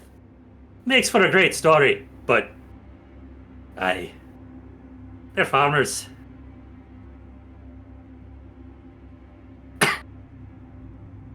Interesting. The Is that doctor will far from nudge here? Denny and say, "Hey, don't you? This sounds familiar, right?"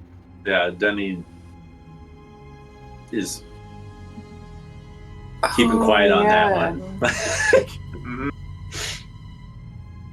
How far away is Derwent Valley? It's not exactly next door, but it's not far away either. Easy enough to get there.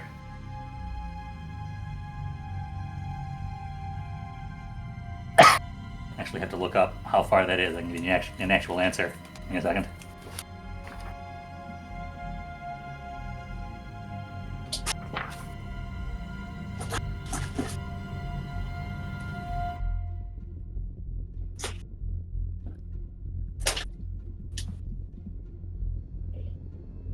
It looks kind of far from London. Although, I mean, England's not that big. Yeah. Well, I know I saw the distance in here. Where did it go?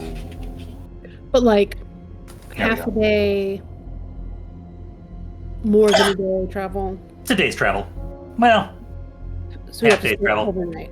Okay. Like these days, it looks like not very. I mean, if I'm looking at the right place, it's like 3 hours on Google Maps, but I'm sure it'd be more than like twice as long then. yeah. It's like it's 170 miles north of London, but it's right on a train line, so it's easy to catch the train and just be dropped off right there. Okay. So yeah, few hours ride by train. So it'd be far enough that you probably don't want to go out and come back on the same day, but not so far that you can't go there and still do things on that day.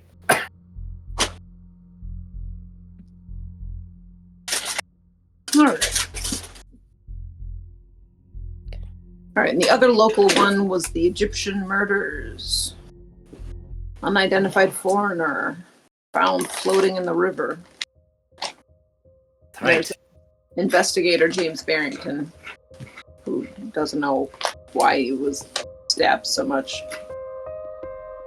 Mhm. Or how he was stabbed. I want to know why they're called the Egyptian murders. I recall Was the fella? Jackson was convinced there was some kind of cult connection there. Hmm. Didn't make clear to me what it was. But I think that was his interest in that one. The other two, I'm not sure. His research is, well, as your friends of his, I'm sure you are aware, his researchers could range fairly far afield. But I recall him saying he believed the murders were connected and there was some cult connection.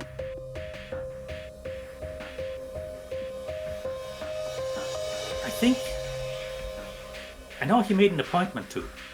I don't know if he got to or not. He'd been going to talk to Inspector Barrington. I find I don't recall, or I don't know if he actually kept that appointment, or if it was for after he made his way to New York.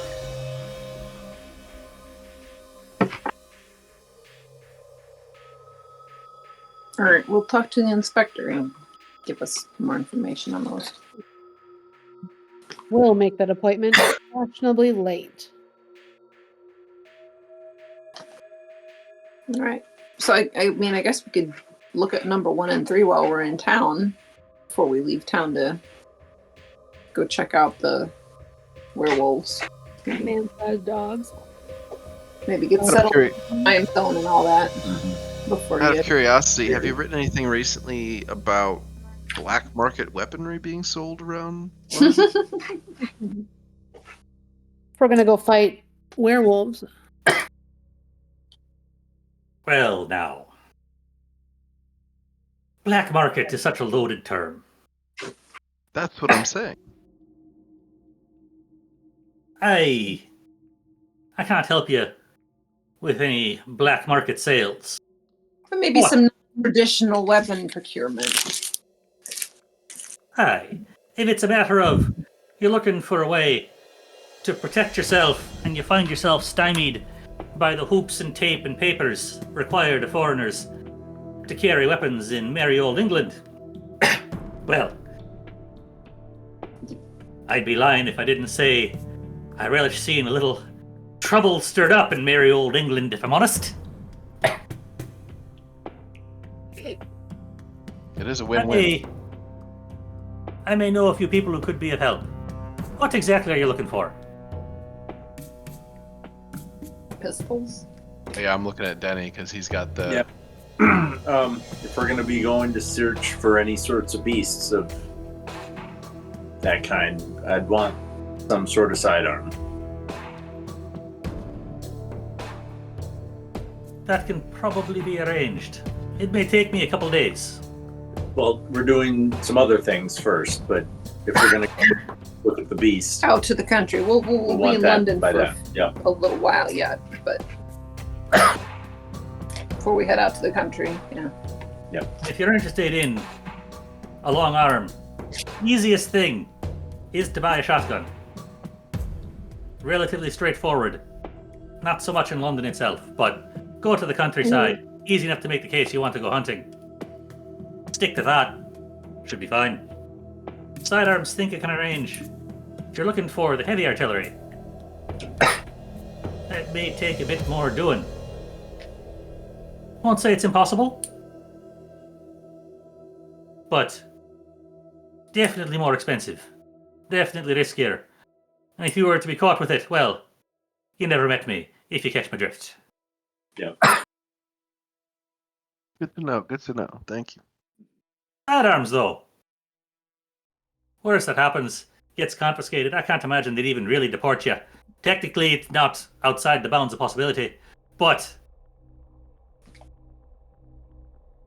as long as you're not real troublemakers, suspect the average Bobby just take it away from you and call it even. Sell it himself on the what I'm not calling a black market. Turn a wee bit of profit and not tell anyone.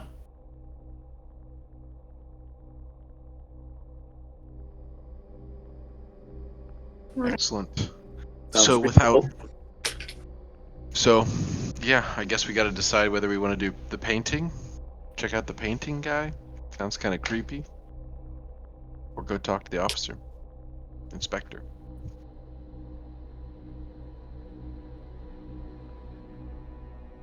I mean, having another someone we can connect with who might know what's going on. An authority figure. Yeah, when we're in a foreign place, it might be a good idea to connect with someone like that before we go to the weird artist district. See some weirdo. Sounds good. Speaking Let's of seeing do it. weirdos, does Mickey have any recommendations for where the best occult shops are? Well, I'll be honest. Not an area of commerce I pretend to know anything about. Let's see, where would I go? The trick, of course, is finding someone reliable. Not entirely certain what reliable means when they're selling you the magic crystals. The doctor chuckles out loud.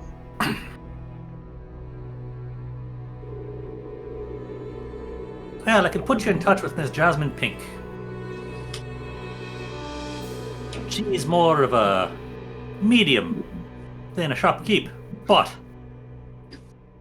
if not else, she probably knows where you can buy your average crystal for the gripping. Perfect. Jasmine Pink.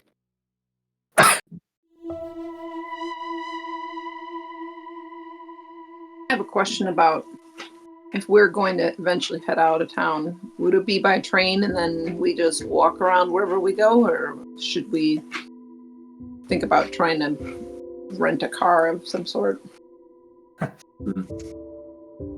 You're welcome to try to rent someone's car. But the further out you go by train, the fewer cars you're going to find. Maybe we need to buy a car. If it's Derbyshire you're talking about, head out that way by train. The entire town's easily reachable on foot. Save little investment in shoe leather. Do you more good than trying to find another way around. Though, an argument could be made for a bicycle. Well, multiple bicycles, I imagine. You wouldn't all fit on one. Seen that at the circus. Do they have cobblestone roads? Only way to travel.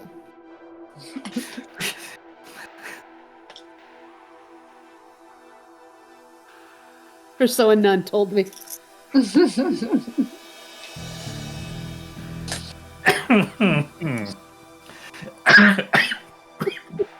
Anyways.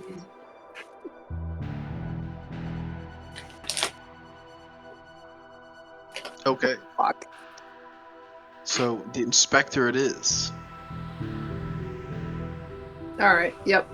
Yes, let's start with a reputable authority source before we start digging into haunted canvases and dogmen. If it's Inspector Barrington you want to talk to, Scotland Yard? feel free to borrow my phone. I'm calling to New Scotland Yard. Arrange a meeting. I say that because don't know what it's like in New York City, but around here, police don't necessarily take kindly to people just walking into the station, asking around for inspectors. Honey and vinegar and flies, you know.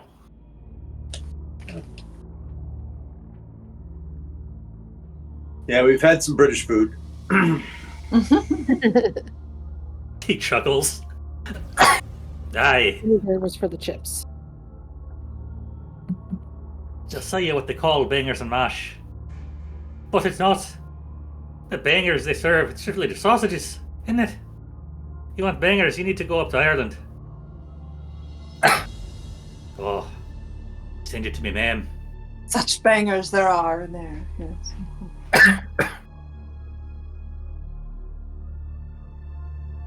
Who would like to call the inspector? I fear I've had a rough few weeks with the authorities. Who puts beans on toast for breakfast? I did. I might if I had access to beans. The doctor will make the call if nobody else is making it. Lois should. She's got like the most cop knowledge. The most experience with the law? Yeah, Yep. I mean, not on the right side of it. Not with British ones. Yeah, Well- this doctor can do it. I'm a doctor. Maybe that'll give me educated. some whatever. All right, yeah, the doctor will take him up on his offer and follow him wherever the phone is. He takes you to the phone,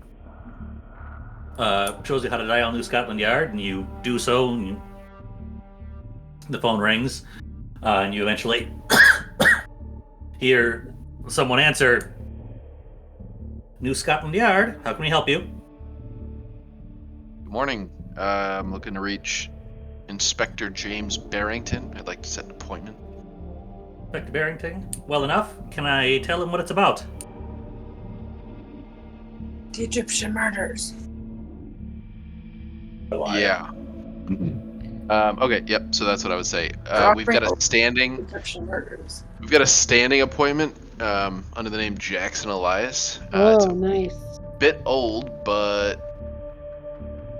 maybe it's still in the books. Calling in regards to Jackson Elias. I will patch you through. Just one moment, please. You silence for a moment, and then a click, and you hear a new voice. This is Inspector Barrington. Inspector, good to talk to you. I am looking to set up an appointment, an ongoing appointment under the name Jackson Elias. We were looking to have a conversation about the Egyptian murders. There's a pause. Jackson Elias, eh? Yeah, good friend of ours. He sent us. All right. For a second, he had me thinking you were claiming to be Jackson Elias. No, unfortunately, no one can make that claim any longer. Indeed. Oh, so you've heard. I'm afraid I have. If you're friends of his, you have my sympathies. I didn't have the chance to know him terribly well, but the times I talked to him, he seemed a fine man. A bit given to flights of fancy, perhaps, but good-hearted. Well, we're here to make sense of his studies, and it would seem we found a piece of paper from the Scoop talking about these murders, and he was interested, so we'd like to continue his research. Long pause.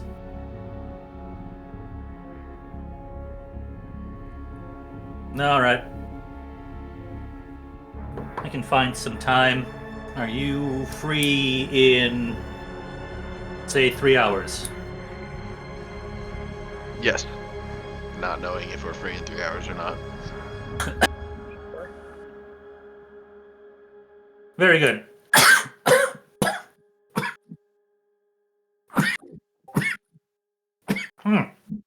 Ah, damn it. Also, what's the name of the thing I'm looking for?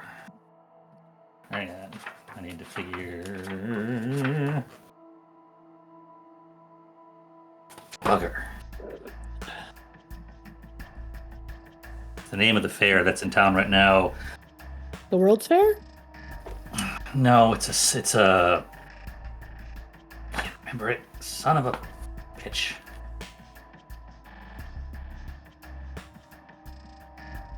Well, Fair? I'll come up with the name later.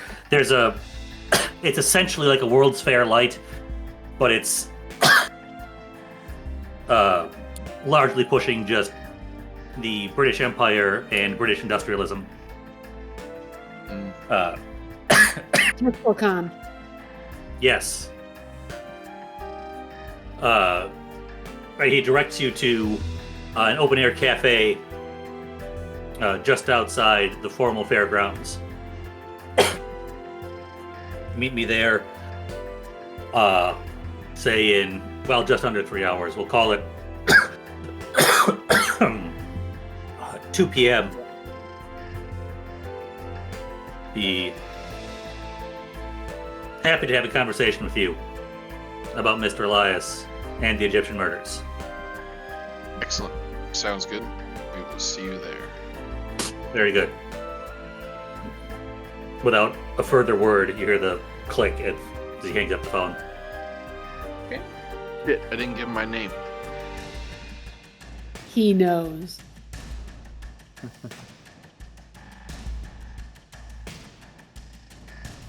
Excellent. So I will walk back to the main room and explain that we've got an appointment set for 2 o'clock at the fair.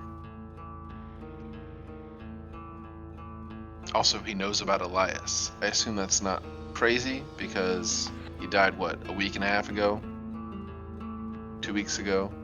We were And on the also- boat for 3 weeks. Oh, that's right. So Yeah, a little bit longer ago month. because of the travel time, but still not that long ago. It's like a month. But he is an inspector, so perhaps they talk across the ocean. Either way, appointment 2 o'clock. We're gonna discuss the Egyptian murders. Did it sound like he was like on board with Elias with all of his like weird studies and all that, or was he kind of skeptical? It sounds like he was accepting, not believing. You know, I may have the same mindset. We'll see. Right. though that boat stuff was nasty business. All right. So it probably won't take us hours to get there. Was there anything else you wanted to do? Adele wanted to go to her crystal lady. Yeah, let's do that. We'll make it over to meet the copper.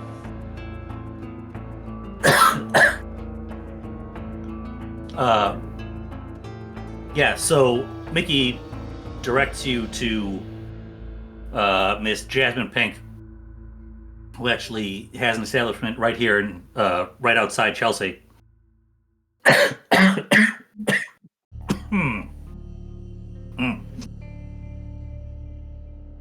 It shouldn't take you terribly long to get there. And you find one of row of terraced houses in Chelsea.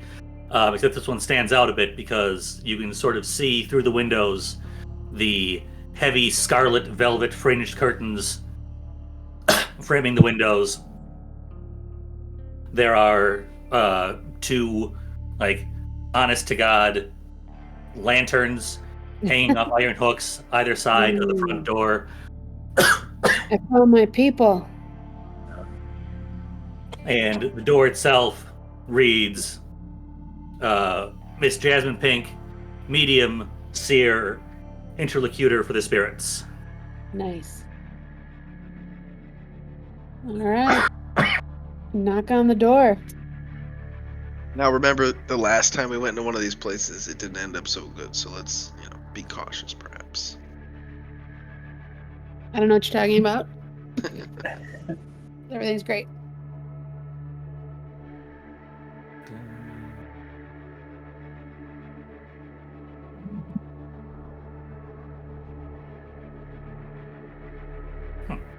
Oh, there she is.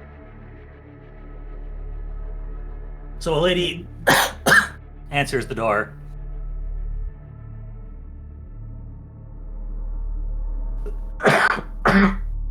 Nice. Light ginger hair, very pale. Looks at all of you and says, "Welcome. I am Miss Jasmine Pink, medium, seer, interlocutor for the spirits. What truth may I help you find today?" Having been trying to think of how to phrase this. Like, Adele is a true believer in the great beyond and occultism and whatnot. But seeing that we have run into people that were lying and used this for bad, Adele has become more wary, so she wants to do a test to see if she's on the up and up. So she's going to ask for any information you can offer about my lost fiancé, Charlie. It's been so long since I've seen him. Trying to be vague, make it seem like he's dead without just lying to her. If there's anything you can tell me about him. Well, I'm afraid just with the name, there isn't much I can do. I can invite you in if you'd like to have a reading. We could also perform a seance if he's unfortunately departed. A reading, I feel, is a good place to start. Very well. Then please, enter. She steps back from the door. You can see behind her now a dimly lit room draped in various shades of red and pink cloth around places, pink lampshades, a circular table with a red velvet cloth over it, something in the middle of the table with a silk pink handkerchief draped over it. This is the drip. She gestures you to a seat at the table. Your friends are also, of course, welcome. Please sit at the table if you'd like to participate. Otherwise, there are certainly chairs around the edges of the room if you'd prefer to simply observe. But you, miss, if you could join me at the table, this would be, we can get started. Alright. And the last time we did a seance, things went very poorly. Yes, but it was my seance, and I can actually commune with spirits. And this lady might be a fake, so it'll be Yeah. fine. Yeah, that's fair. The doctor will sit down outside of the seance table. I did not ask her to specifically call forth snake monsters. That costs extra. Where's... Okay. Hey, the goal here is for Adele to suss out if this woman legitimately has information. Sure. So she sits across the table from you, holds out her hands for you to take. Let's start very simply. If you could tell me your name. My name's Adele. Very good. She pauses for a second. Very well, Adele. And who are we looking for, and who is he to you? My beloved Charlie. Charlie, is that his actual name? Yes. Very good. She closes her eyes and Why do you ask? feel her hands under yours. I think perhaps the orb will be the best tool for this. If you could please remove the covering from the orb on the table to begin to form your connection to it. Now, if you would please look into the orb, I will look as well, and think about your Charlie. Envisage him. I will attempt to place your concept of him, your vision of him, into a location. Let's see what we can find. So please concentrate and picture Charlie. You can give me a power roll.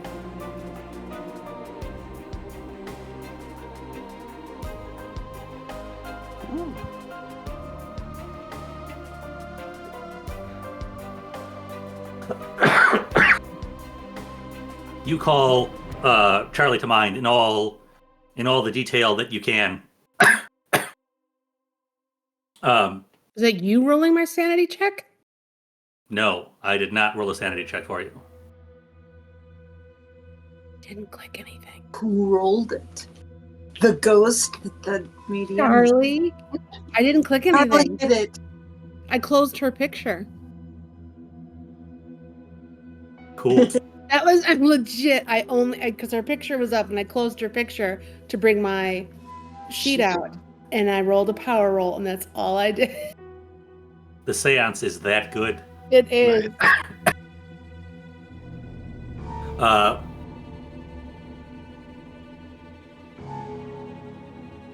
Is it possible that your sheet was behind the picture such that the close button was somewhere near your sanity score? The sheet is down at the bottom left corner and her sheet was right in the middle, so the X would have been up in the middle. Huh. Like up here, and my sheet's like this behind it. Cool. And the sanity is way over on the left. Yeah. That was All right. weird. Neat. That was weird.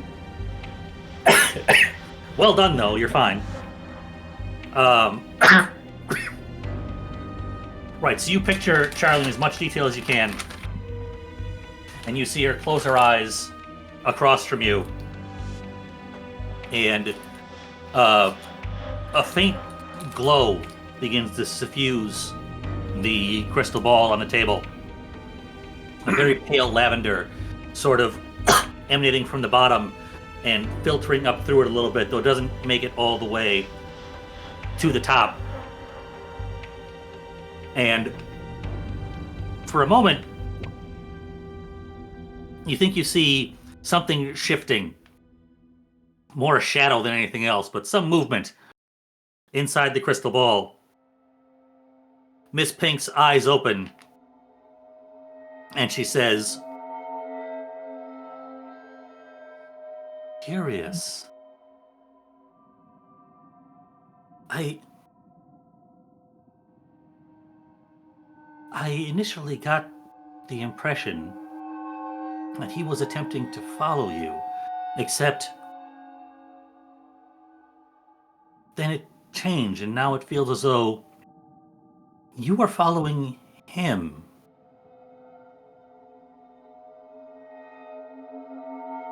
Does that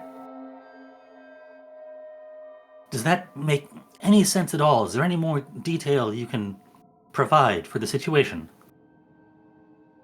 I was looking for him, because I haven't seen him in so long that I wanted to try and find him, and we were supposed to meet up, and I haven't been able to find him. So that does make sense. A meeting. A meeting. Yes. He came to meet you. He came to meet you at somewhere public, but you weren't there. He asked after you. Left a note. Then he met someone else.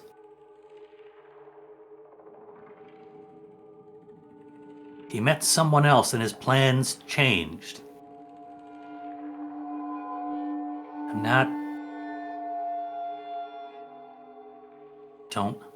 I'm sorry, I can't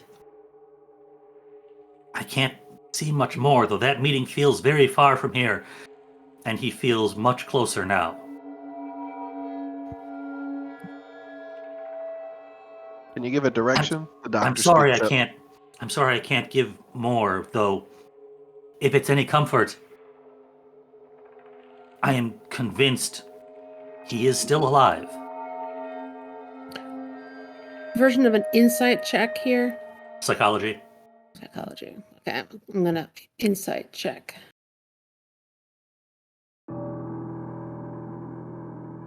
Oh no. I'm gonna push it. All right.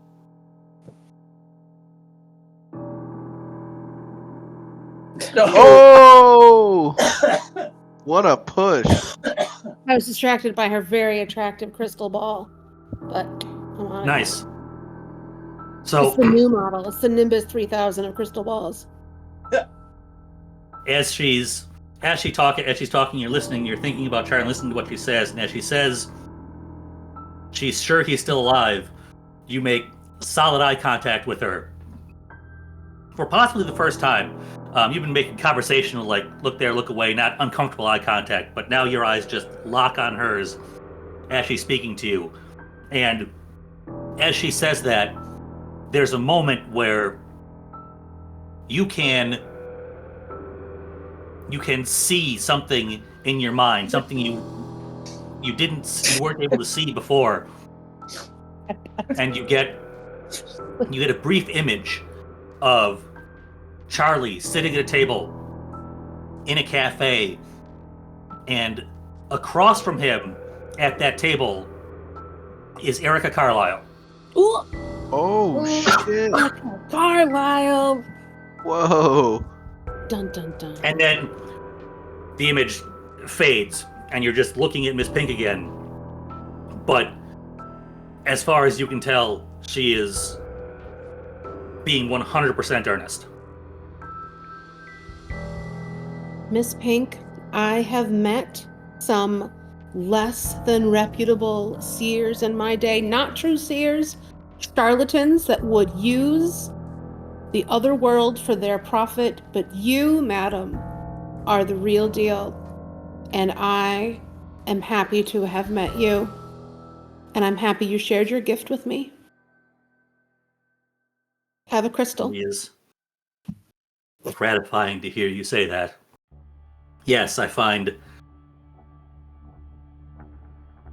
that our calling is mysterious to the average person, and that makes it easy for those of lower character to defraud the vulnerable.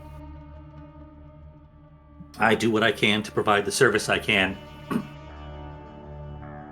I'm simply happy that this is an instance where I was able to find something for you. It is not always the case. As I take it, you are aware, there are times when communications with the other side are as clear as crystal, and others where they're too clouded to retain anything.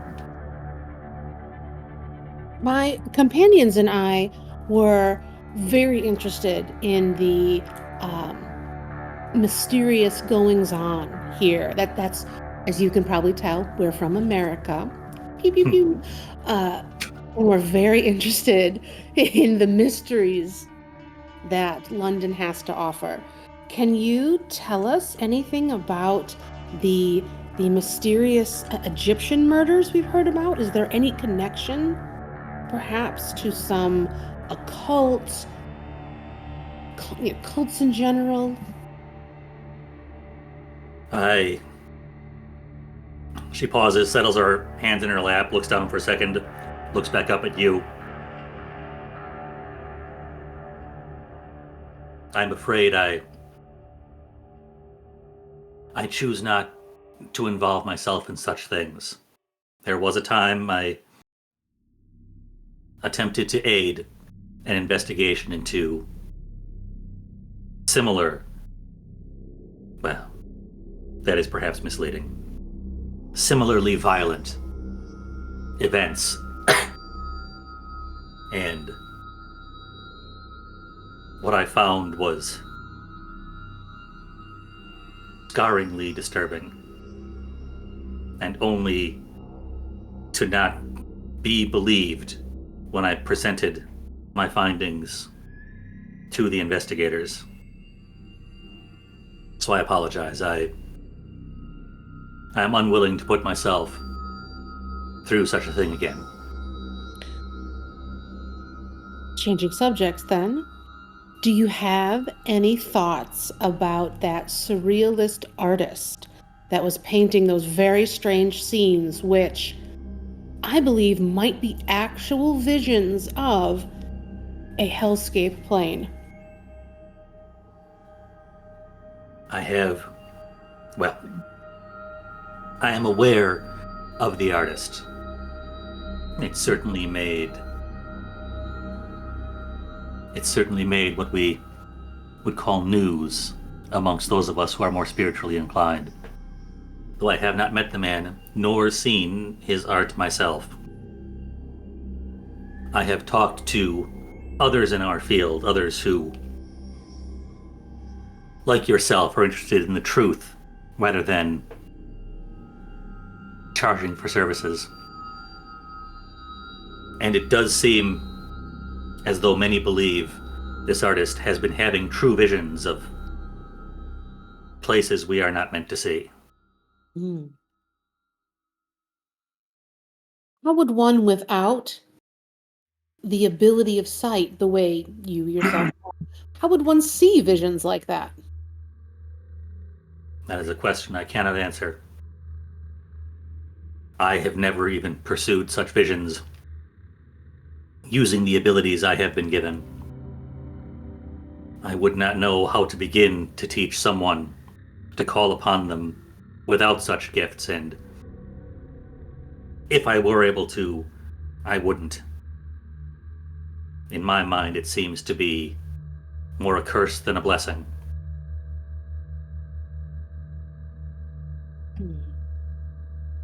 Anyone else have any questions? I guess, maybe the Black Dog, the legend of the Black Dog. We're going to be looking into that too. It's a little further out of town, but it's a local legend. Anything to it? Is it a werewolf? Local wives' tales? I'm afraid I don't know. I am primarily concerned with speaking across the veil to the recently departed. I have no insight into our local legends of monsters and beasts, though I will say, though it is not my area, given the response of the everyday man to things I know to be true from my own experience, those who insist that such a thing as the black dog cannot be are more confident than they have the right to be, I feel. This is a world in which stranger things than that can and have happened. Though, at the same time, I have no particular knowledge of this legend. While anything may be true, that does not mean everything is. The doctor's gonna get up and shuffle over behind Adele and bend over to her ear so that hopefully she's the only one that hears this. This is obviously all baloney, but maybe you should ask about Jackson Elias. She just said that her specialty is communing with the dead.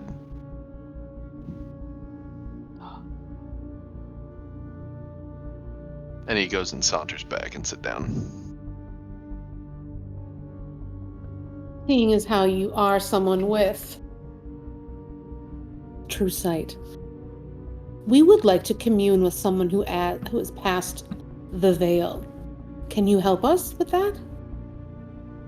I can certainly make the attempt. Whom would you like to contact?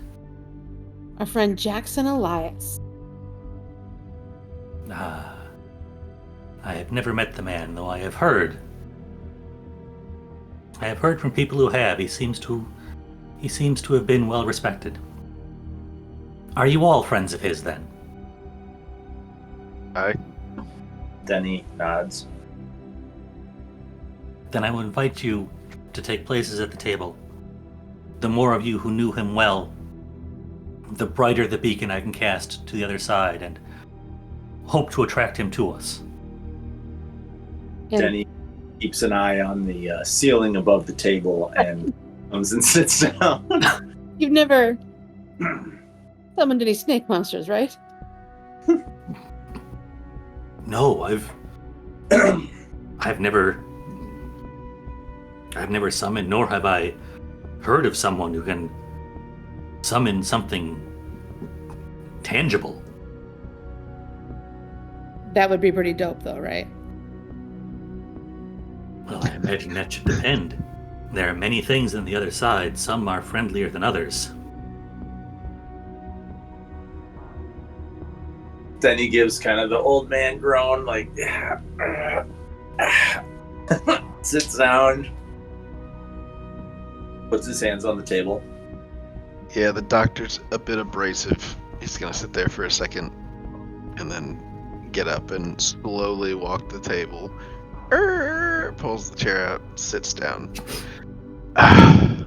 All right, what do we do? Hold hands or something? Indeed we do. She puts her hands out to either side for people to take. Now I would ask everyone to fix in their minds an image of Mr. Elias. Picture him as well as you can. Envision him being here. Envision him in this very room, in the flesh, as strongly as you can.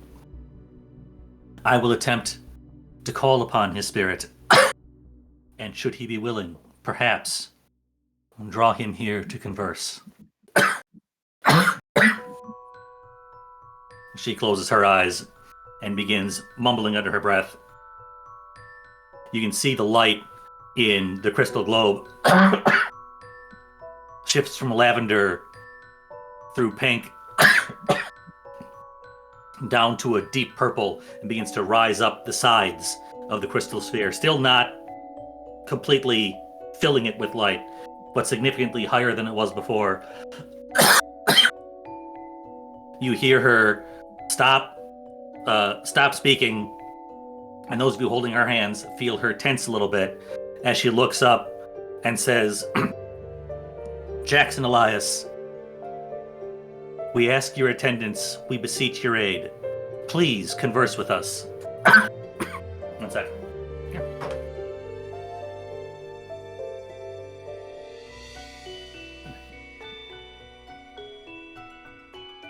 Sleeping here, unimproved. Yep. Cool.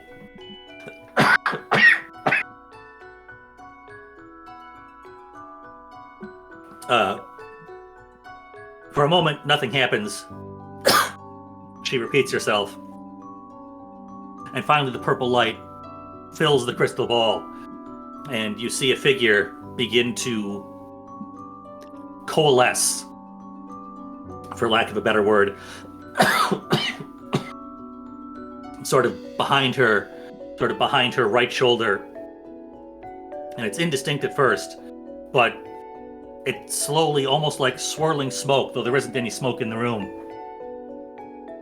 sort of shifts and moves and resolves down to be a figure you can recognize quite easily as Jackson Elias standing there. He's even got the hat on his head tilted a little bit to one side, bit of a crooked smile on his face. And he blinks his eyes. You can see him turning as if he's scanning the room, though he looks a little bit distracted and confused.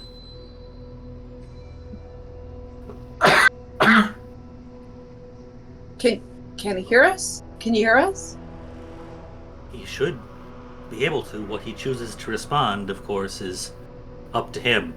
As you say, can he hear us? You can see his head cocked to one side and kind of shifts. And he turns to face you, though his eyes don't quite find you exactly. He's looking a little bit over your left shoulder, but he's facing your general direction. And though you don't see his mouth move, you hear what is absolutely his voice say, it never stops once it started, and it never works. Not ever. I know that now.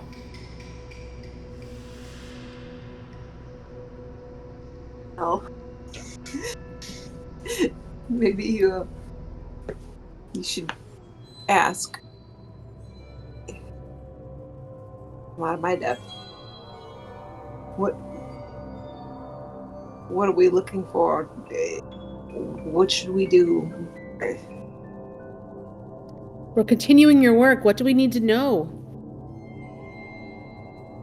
I don't suppose you know where my pipe is, do you? No. What do we need to know about the Carlisle expedition? Sure, if I could find my pipe. Huh. We can find your pipe. If you can help us find the cultists.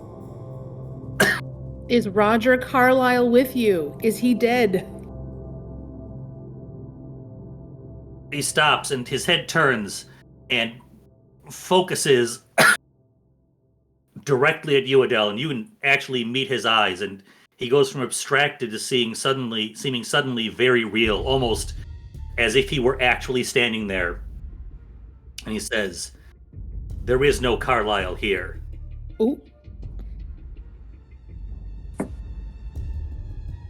Then the moment ends and he resumes looking vaguely confused and vaguely bemused.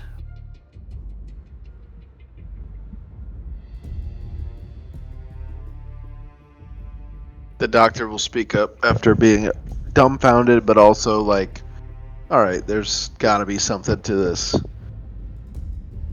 Are you Jackson Elias? Si What un is hombre no se levanta el sombrero ante ti es garante un delfín. Yeah, okay, like I thought. This is some game. What's going on here? Jackson didn't even know. Did he know Spanish? Yeah, I guess he knew some Spanish. He did. Traveled. He He was did. doing translating for you in Peru. No. He's talking about a Do sombrero. any of you know Spanish? No, which is partially why I said what I said. Think about a hat. What's pipe in Spanish? What's he want his pipe? Typo. I've got no Spanish. Languages. Any? No. You three were in the South. What happened?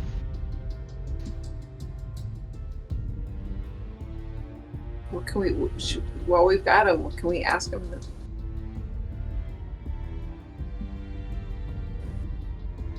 Where are you? Like, how are we talking to you? Where are you? He did. Yeah, but Where am I? the doctor has seen a lot of dead bodies. He's curious. The doctor's going through some things right now. Where am I? Where am I? Oh shit. Where is this? London. Where am I? What's happening? London. Oh fuck. Where is this? Who? Where? What? And Mm-hmm. he dissipates into smoke that swirls before vanishing. Mm. And you hear Miss Pink let a breath out that she's been holding for you don't know how long. She breathes out and kind of slumps forward and lets go of your hands and brings her hands back to her lap and just breathes deeply for a moment. Mm-hmm.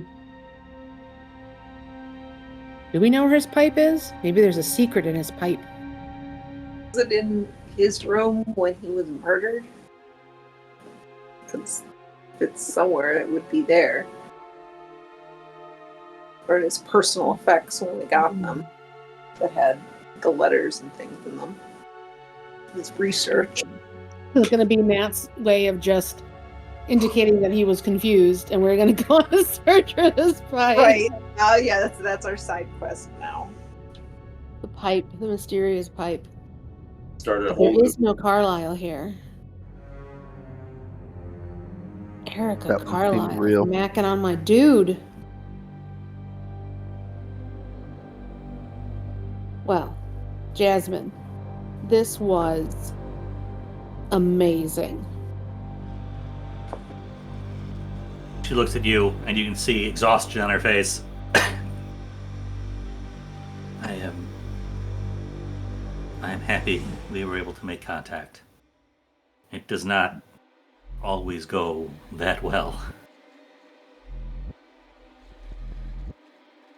They must have been a close friend.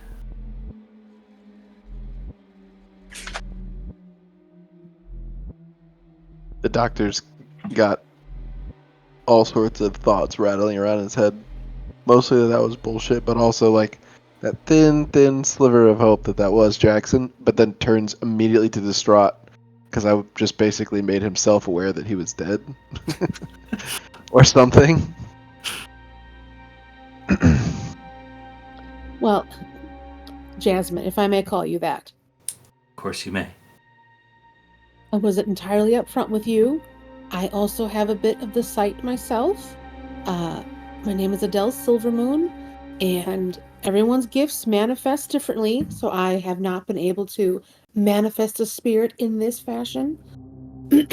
So I do appreciate this seance. If I can ever do anything to help you in any way, I do have some connections to publishers in the States who I'm sure would love to know more about your gifts and share your stories with the world. And she'll give her a business card. She takes the card and takes the excuse to take your hand in both of hers and say, "Our gifts may run in different directions, but I can sense the strength in you," and pulls you closer, just close enough that she can speak quietly so only you can hear, and says, "I see you, Myrtle." Oh, mommy. Shh. Then lets go of your hand and sits back.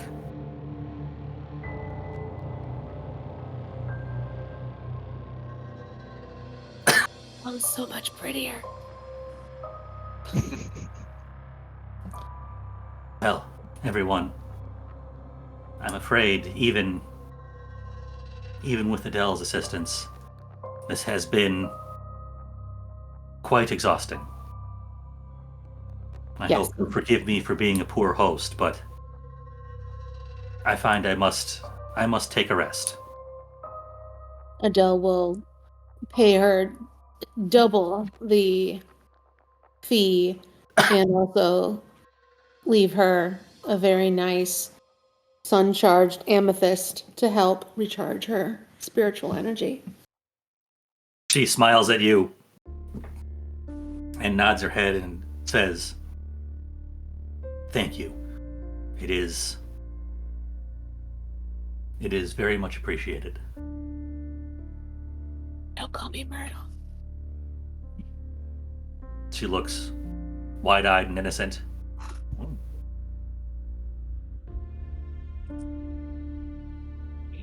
How much time has this all taken? We've got a 2:00 appointment. Yeah, Denny will get up. Got there. Yeah, it's probably around 12:30, let's say. Okay. Just in time for lunch. And there's tea time. there's no prohibition over here, is there? Sure isn't. Hey. That was a uniquely American lunacy. Yeah, the doctor will suggest we eat at a pub, perhaps. Yes. Absolutely. I'm sure a cup of bitters with lunch is a common thing. It's weird if you don't have a beer with lunch. Helps with the digestion. Yeah, it's a digestif. Yeah. Yes. What else are you supposed to drink with lunch? Yeah, not milk stout. That's for breakfast. It has milk in the... It's milk right in the name. You pour that on your oatmeal. Right, that's for babies.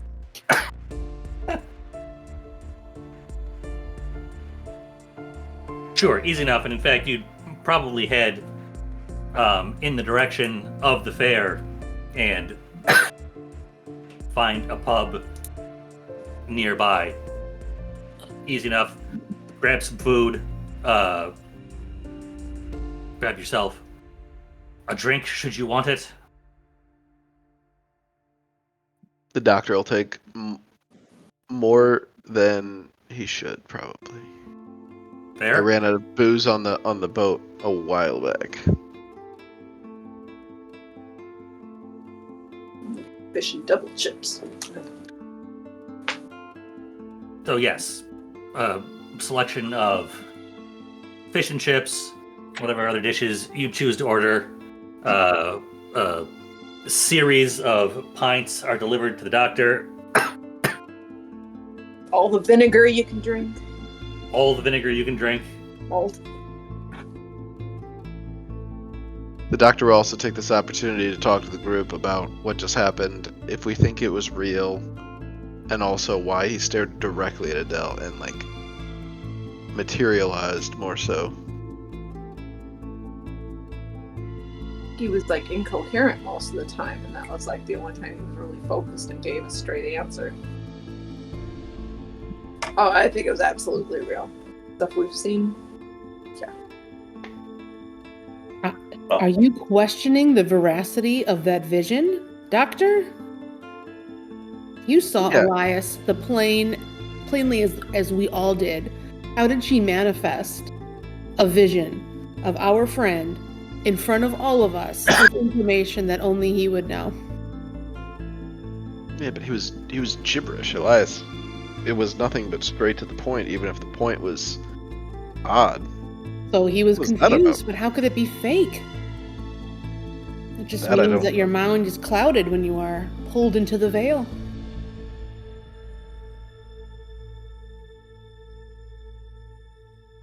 The doctor will just quietly go back to drinking his beer. At first he would have scoffed and written all that off and probably even argued it, but it is undeniable. We just fought rust monsters that materialized out of the hull of a ship. So, there's that. Yeah, you're down a fingertip, man. And I'm down a fingertip. What do you think she meant with Charlie talking to Erica Carlisle, and then he changed. No one else saw or heard that. Oh, only I saw that. You saw that vision. You can obviously tell them, but just so you know, Yeah. you saw it. No one else knows that at this point. I will tell everyone what I saw. So not only did we see the spiritual, full body spiritual manifestation of our friend, but in her ball, I saw a vision of Charlie meeting with Erica Carlisle. So does that mean Erica Carlisle came here or is here? She said, oh, I felt that meeting was far away, but now Charlie is here and close.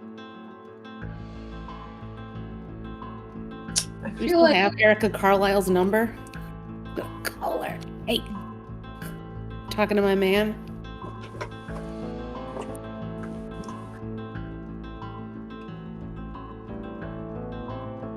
But she didn't say where. Just that it was outside at a cafe. we're following him now. Yes, I was looking for him, and now he's looking for me. Other way around. No, all the way around. He was trying to find me. We were supposed to meet at a public place, but I wasn't there. And now I'm looking for him. But then I saw the vision of him meeting with Erica Carlisle, and that's when his questing changed. And what did we find out about him on the boat? I forget what that was, but it was about him looking into... What was it? Adele Remember- found a box belonging to Charlie's friend, Alfred Darr. It's a satchel full of papers collecting evidence debunking mysticism. I took pictures. Okay. Is he trying to debunk me? His friend is he trying to... Is he working with his friend, or is he working against his friend? But he possibly knows someone is trying to debunk. I mean, I would have told you all at some point that we traveled together as, doing our mysticism stage show. So we make a living doing this. So if Charlie's trying to debunk himself, that's his bread and butter. But then why would his friend do that?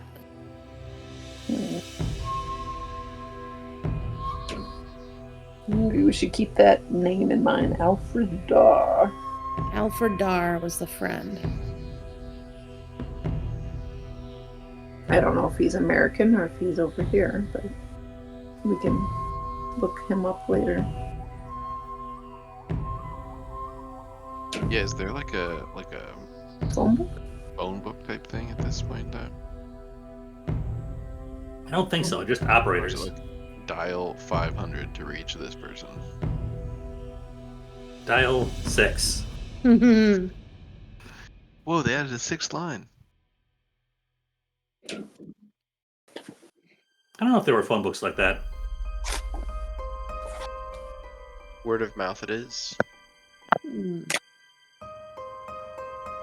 I suspect when calls were exclusively switched and connected by living operators, you don't need a phone book. They have a reference of some kind, presumably, but Yeah. They have to know what switch to plug their little... right. Yes, they have the phone book. Right, exactly. They have the phone book. Back Funny. when connection meant you actually had an entire continuous piece of copper wire between you and the person you were talking to. Yep. By the way, Katie, I was looking through my stuff and I found my dormitory Facebook. Nice. Yeah. I found, yeah. Oh, here's my book of faces. It's Mhm. The Facebook. Yep. Right.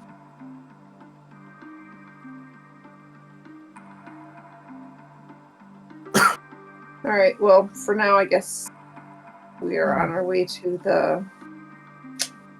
The carnival Fair. type thing. The fairgrounds.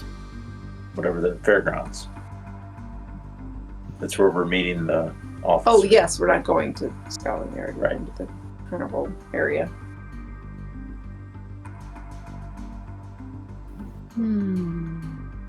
Alright, yeah, if we're getting close to that time, then we should...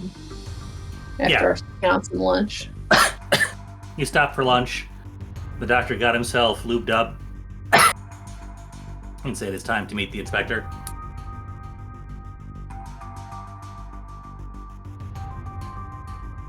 And the doctor's not sloshed, but he's tipsy, probably. Sure. So he may be saying things that he wouldn't normally say. Oh, good. Yeah, the things he normally says aren't that great, so... We'll finally get to see the unfiltered doctor. If you haven't seen him yet, who knows? Alright, I'll lead the charge since I set up the appointment in the vicinity where we were supposed to meet. Sure. So you head to the cafe, and as the four of you walk into the area, you can see there's a little enclosed corner building that is the cafe itself, where presumably they make and serve the food and drinks, but the bulk of the seating appears to be outside in a fairly sizable little cleared area between the street and the front of the building. As you cross the street to come towards it, you see a gentleman. You see a gentleman in a camel hair coat stand up, and there he is.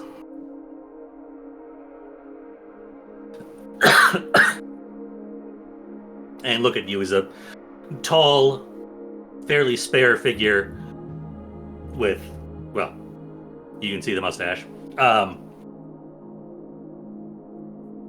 Looks at you, raises one eyebrow as you approach, and says, "You are Jackson Elias's American friends, then?" That we are, sir, that we are, and he reaches out a hand for a shake. Yeehaw. He takes your hand, briefly shakes it. So, I'm first and Inspector James foremost, Barrington. And while I know your names, I wouldn't be able to place them on you at a better than 50% chance of accuracy. So if you would introduce yourself, I would appreciate it. well, I'm Adele. No, I'm just kidding. We had a few drinks at lunch. Dr. Michael Von Doyster, pleased to meet you. Pleasure.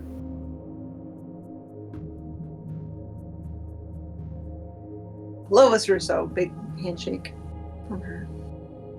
Pleased to meet you as well, which means you would be the gentleman referred to as Denny, and you must be Miss Silvermoon. I am indeed. Yep. Yes. Your reputation, for what it's worth, precedes you at least a bit. So,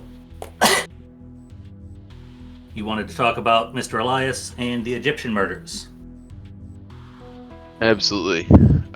First and foremost, we wanted to see what he had told you so far in your previous attempt to meet.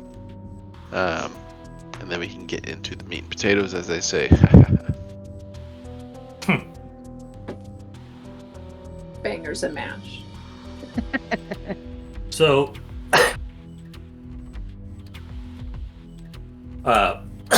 he gestures at seats around the table, takes one himself, folds his hands on the table, looks at you. I'm not normally in the habit of sharing details of an ongoing investigation with civilian citizens of a foreign country. If I share this information with you, what is it that you bring to the agreement? The catch and justice of this murder, perhaps. See, we're something of private investigators back in the States ourselves. Not qualified, of course. Don't have any papers on me. That is in the works. But We've brought a few naysayers, of course, to help the law, not just by ourselves. We're not vigilantes. But we've solved a few cases over there, so hoping to bring expertise here. We think these might be related to Jackson's murder as well, and we worked on that and got pretty far back in New York, but our investigation is here. I have learned something of your investigation of Mr. Elias's murder, and while I certainly do respect identifying and, in fact, bringing his killers to justice, I am less enthused by a trail of burned buildings left in your wake. That is not how investigation is done on this side of the Atlantic. Completely understood. You see, that wasn't our fault. Also why we're coming to connect with you first, because we want to do this right and on the up and up. So the first thing we did when we got here is find someone in a position of authority and at least know how to we want to let you know that we're here, and we want to do everything under your laws. He pauses for a second, looks at you, and if either Lois or the doctor would like to make a persuade roll. Are you good at persuade? Moderately. I'm not. I think I have a good persuade. Well, it's just me and Lois, and I'm not great, but I can make it if you don't want to. I'm at 10. Okay, I'm better than that.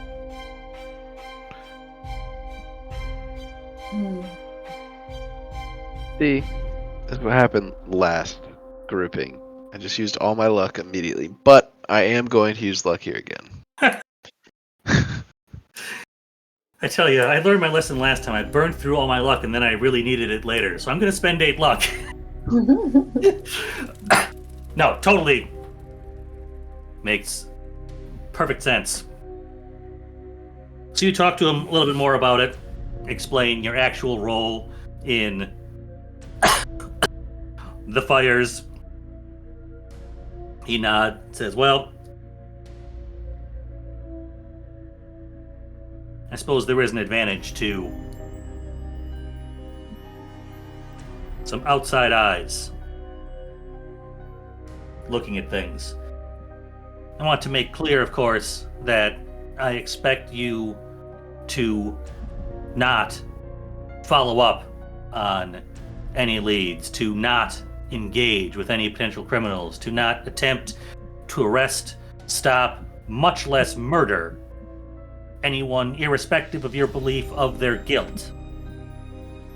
If you find information, you will bring it to me, and we will investigate it. It is, in fact, the description of my job. Investigator. All that said, I did talk. I did talk to Mr. Elias about what have come to be known as the Egyptian murders.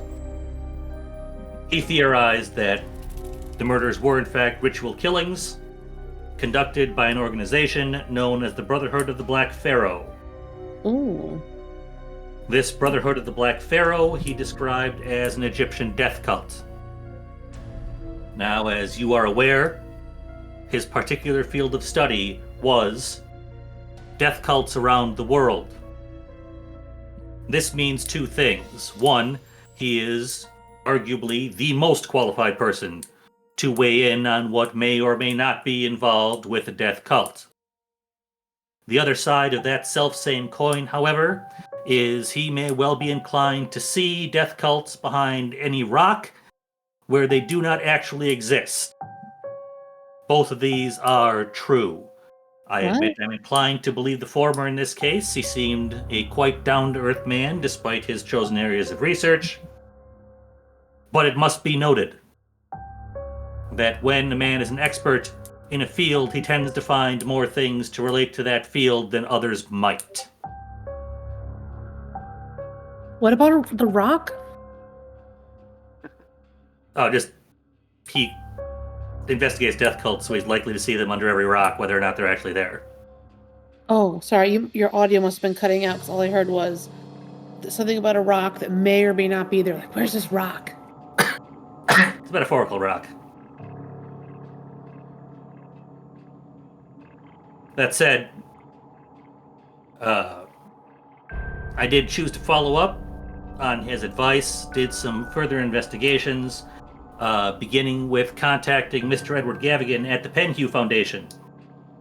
Their connections to Egypt and expertise therein seemed pertinent if these murders were in fact the work of some Egyptian death cult.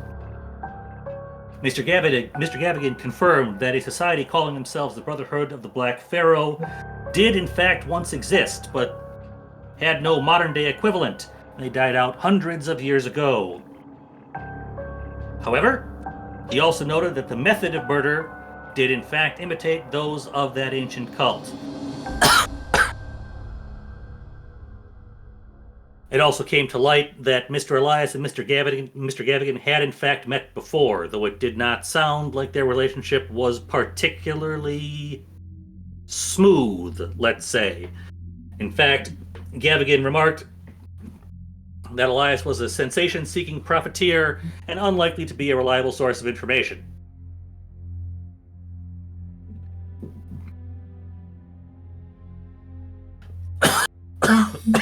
Was that Gabbington?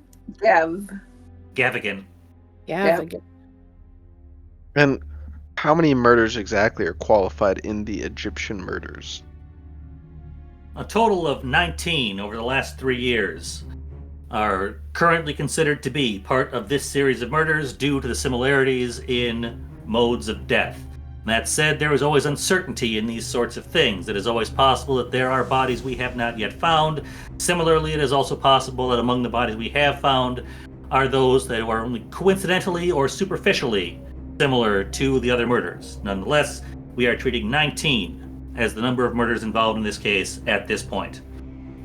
Of those, 17 of the murdered were Egyptian nationals. This is what has caused the press to refer to the series of murders as the Egyptian murders. Furthermore, a witness to the tail end of one of the murders came upon one of the victims prior to his ultimate death and testified that he heard the victim cry out, "Hotep." I mentioned this word to Mr. Gavigan, who confirmed that it is an ancient Egyptian word meaning rest or possibly peace.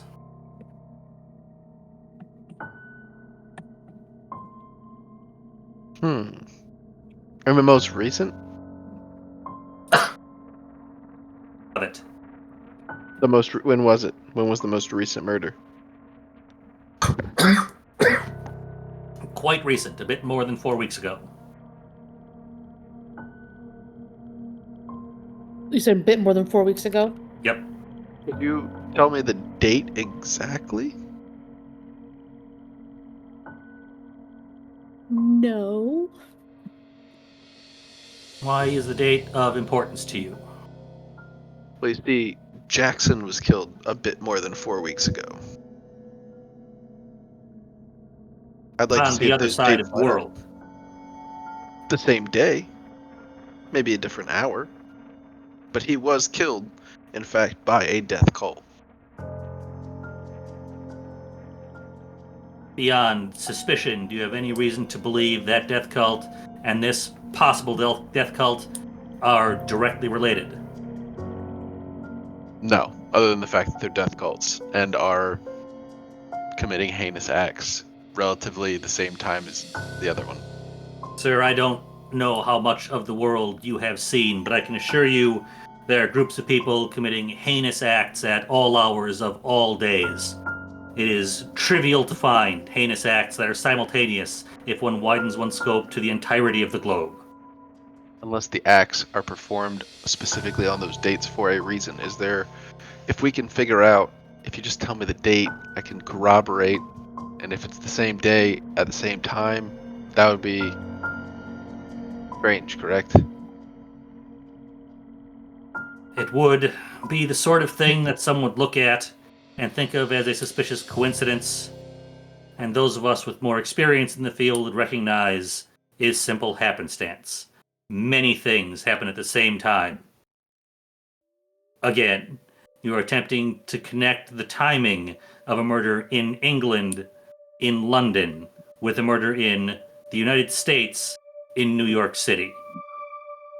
By what means do you propose this would have been coordinated? That I don't know. But what I do know is the murders in New York were coordinated once a month on the Thursday. What was it? Like a Thursday or something? That was the full moon, Full the third moon. day of the full moon. All right. You don't have to tell me the time. You don't have to even tell me the date. Did this happen on a full moon?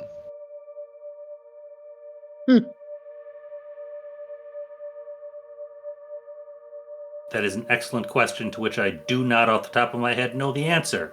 I admit to not being familiar with the lunar cycles. Well, if you give us the date, Thinking no harm, back, no foul.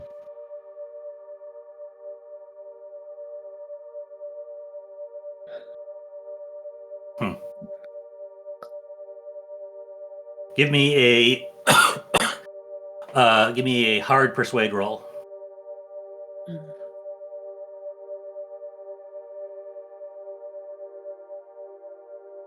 Jeez Louise. I'm Ooh. starting to slur my words now. He sort of eyes you, looks at the rest of the group. How much exactly did he consume over lunch? I would like to note public drunkenness is in fact a criminal offense within the City of London. You're gonna need a lot of handcuffs. I believe you will find, Miss, that the Scotland Yard is entirely lacking in a sense of humor. We just got in today. Now everybody. Nobody's drunk A here. little more little enthusiastic to have a lunch that wasn't on a ship. So we might have over-imbibed a little bit, but A situation I can, in fact, sympathize with. Very well. I have already shared more than I ought, and exactly as much as I will, with you in the details of this case. That said, if you can bring me any concrete evidence of a connection, or any evidence that furthers this case in any way, perhaps more information could be exchanged. Now that we can do.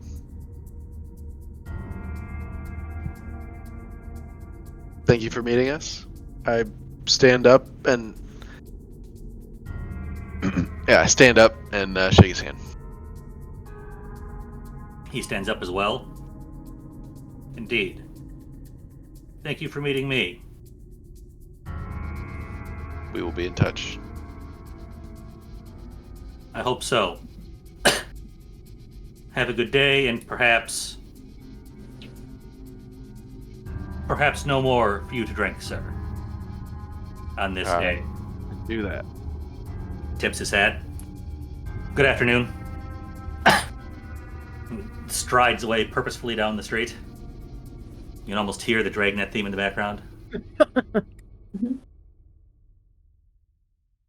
I'll sit back down at the table for discussion on this conversation. He seemed a bit abrasive to the full moon question. He thought back and stopped his information there. I don't see any other reason why he would stop his information there. Nobody made a mistake or anything. We were all perfectly charming. Maybe in fact this is in See if there's relation. a coffee shop.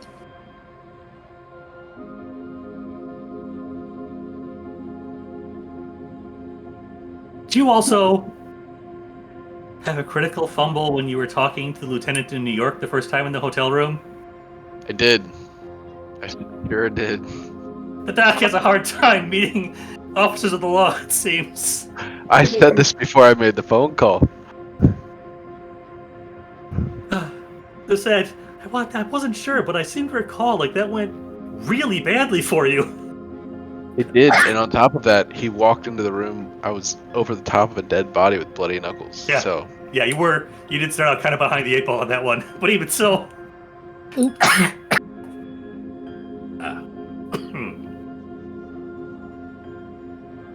Anyhow. So, we've got a few things we can look at here. I suggest we go try to follow up with the Egyptian murders here. Sounds like Well, the Penhew connection we found in the we already know we're going there, so there's a double connection to the Penhew. exactly. All right, we should probably wrap it up soon though, because I'm Yeah. losing steam. How you doing? So yeah, what are your thoughts on what you plan to do next? Nothing else, so I can hopefully have more of what should be in Foundry by the time we get there. Sounds like Penhew's the next logical move, right? Yeah. All right. And we'll say for the moment, just to leave things off at a place that is convenient to pick up from. So you wrap up at the cafe and head back to your hotel. If I could get everyone to give me a quick spot hidden. Ooh.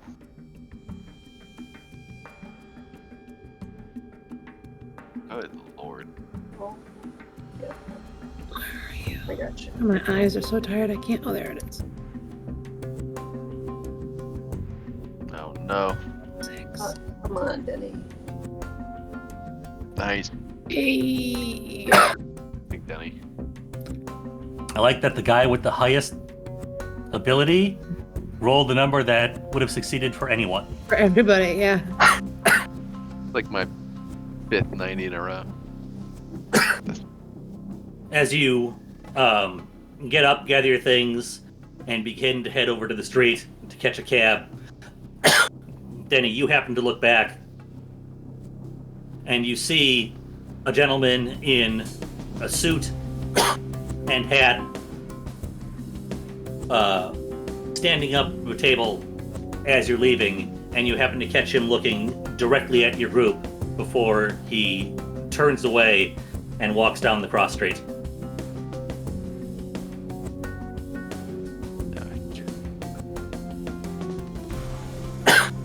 So he was probably eavesdropping? Certainly a possibility. You said he was at a close table? Yeah, and they're all relatively close. It's not a giant cafeteria. It's an outdoor cafe. It's got like a half dozen 8 tables. So the opposite side of the cafe, the opposite side of the outdoor seating would start being a little hard to see or hear, but anything other than as far away as possible is going to be relatively close. Denny will try to fix his face in his head and mention to whoever he's standing next to, like, keep an eye and see if we see this guy again. Without just pointing and yelling or whatever. Right. So left and he's not following us. Did he look like a traditional Englishman, Denny? Yeah, or did he look Egyptian? Egyptian. He did Was he not look walking like Egyptian. this? No, he looked like a relatively average Londoner in dress appropriate for business. He looked like he was a businessman here for business, in the business of business. Give him business. Any identifying scars, mustaches? Not that you could see. Oh, jeez. All A right. thought has occurred to me that our friend that met us at the dock wore a suit that didn't fit him, as if it was not his suit. He may have been wearing an Egger suit. That would be insane placement.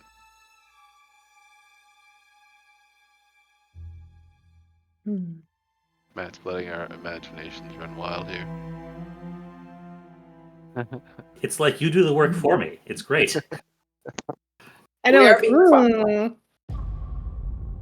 yeah, that wasn't his suit, all right. Mhm. Well, we were followed in New York, and we came all the way across the sea, and then my fear was, oh, we're immediately going to be followed again. So this is great. Maybe it's for that me. Gavigan guy. Possibly. Isn't he the one that had the hot pockets skit? Yes. Yep. Very pale. I love Alrighty. their jingle. Hot Pockets. It's your best work since By Menon.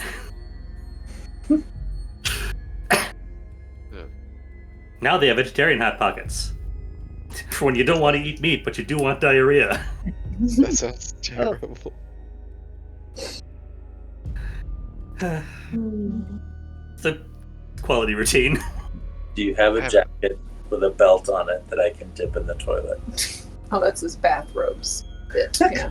I know. We'll make it out of towel.